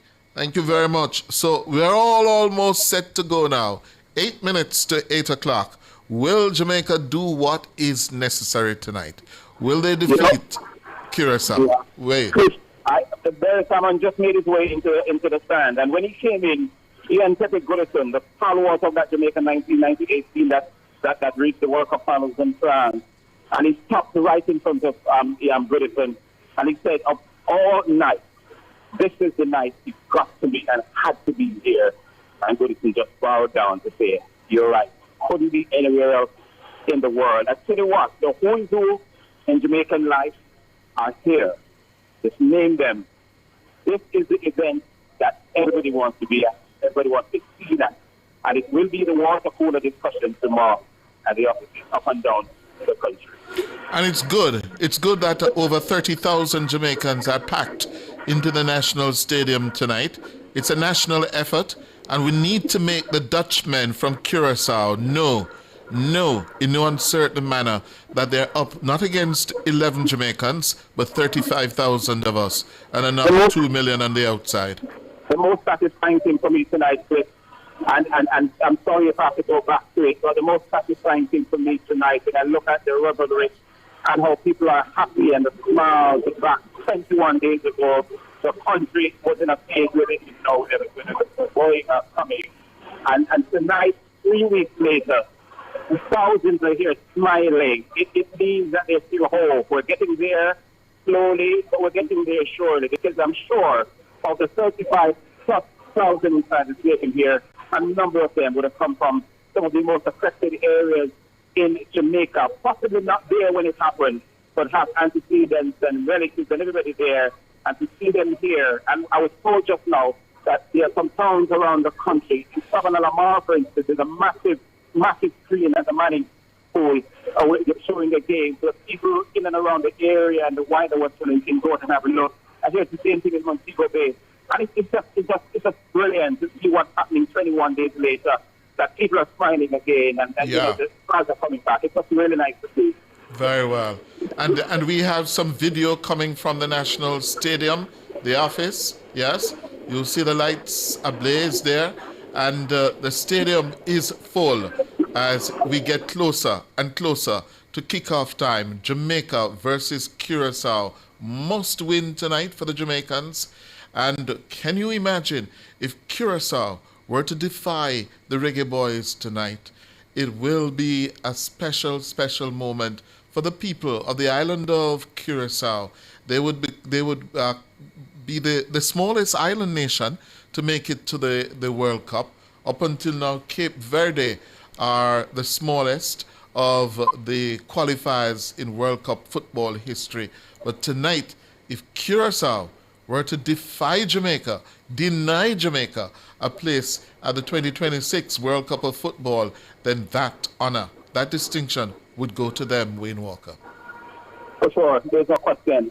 And I go back to it. You mentioned today the national pride, the nationalistic mood back in Wilmington and elsewhere. I mean, it's a pretty new country. They came to us in 2010 when the Netherlands Antilles broke up, and you know, it's the people there. The last time we saw the people from Curacao was when they played Jamaica in capital city of Wilmington, and it's almost like the entire country was in the stadium that night in blue. I can just imagine what's happening in that country right now as we get so closer to kick off. All eyes in that Caribbean nation should now be glued to the television set. There's a lot of Curacao fans inside the stadium. There's a section of the stadium that's just blue, exclusively blue. And clearly the local organizers put that area aside for the people who are supporting Curacao. Clearly they traveled there to Jamaica with the drums, and they're looking, you know, happy and expectant. And let's see, we should have a fantastic game tonight. But tell you what, just get over the line, Jamaica, and the roof of the place will just blow off. Yep. It might not be a good thing for Jamaica to qualify tonight, because I'm sure a lot of the bosses tomorrow will be quarreling who are the people to do the work. But who knows? Yeah. Well, thank you very much, Wayne Walker. You are in a better place than I am to see it all unfold. This piece of Jamaican history being unveiled tonight in another 2-3 minutes, kickoff time. And we can only hope and pray that our Reggae Boys will make it through. Thank you so much, Wayne. All the best, Jeffrey. Good. See you tomorrow. Well, that's where we're going to leave it. Want to say thanks to all of our callers, our contributors, our YouTubers, our WhatsAppers, and our tweets, and of course our producer, Dana Davey, our technical operator this evening, Damien Cunningham, members of the news and production team, and in particular, Ricardo Brooks. We are thinking of you, Ricardo, yes, as you face a loss, yeah? The loss of a close family member, always very difficult. And Ricardo is in that place this moment. where he lost his grandma this evening. Yes, if you have been listening to Ricardo has been a grandma's boy, and grandma has been ailing for some time now. And this evening she passed within the last hour, and we can only think of and have Ricardo in our prayers. It's a very, very difficult time for him. Yeah, losing your mom, your grandma, she meant everything to Ricardo. Yes, everything. It was always grandma. Ricardo, we know it's tough, but this too will get better, yeah, the coming days, and your family, your nationwide family, are here for you. All right? Take care, brother. Good. That's where we're going to leave it. I'm Cliff Hughes, reminding you, take care of your loved one and look out for your neighbor. Good night.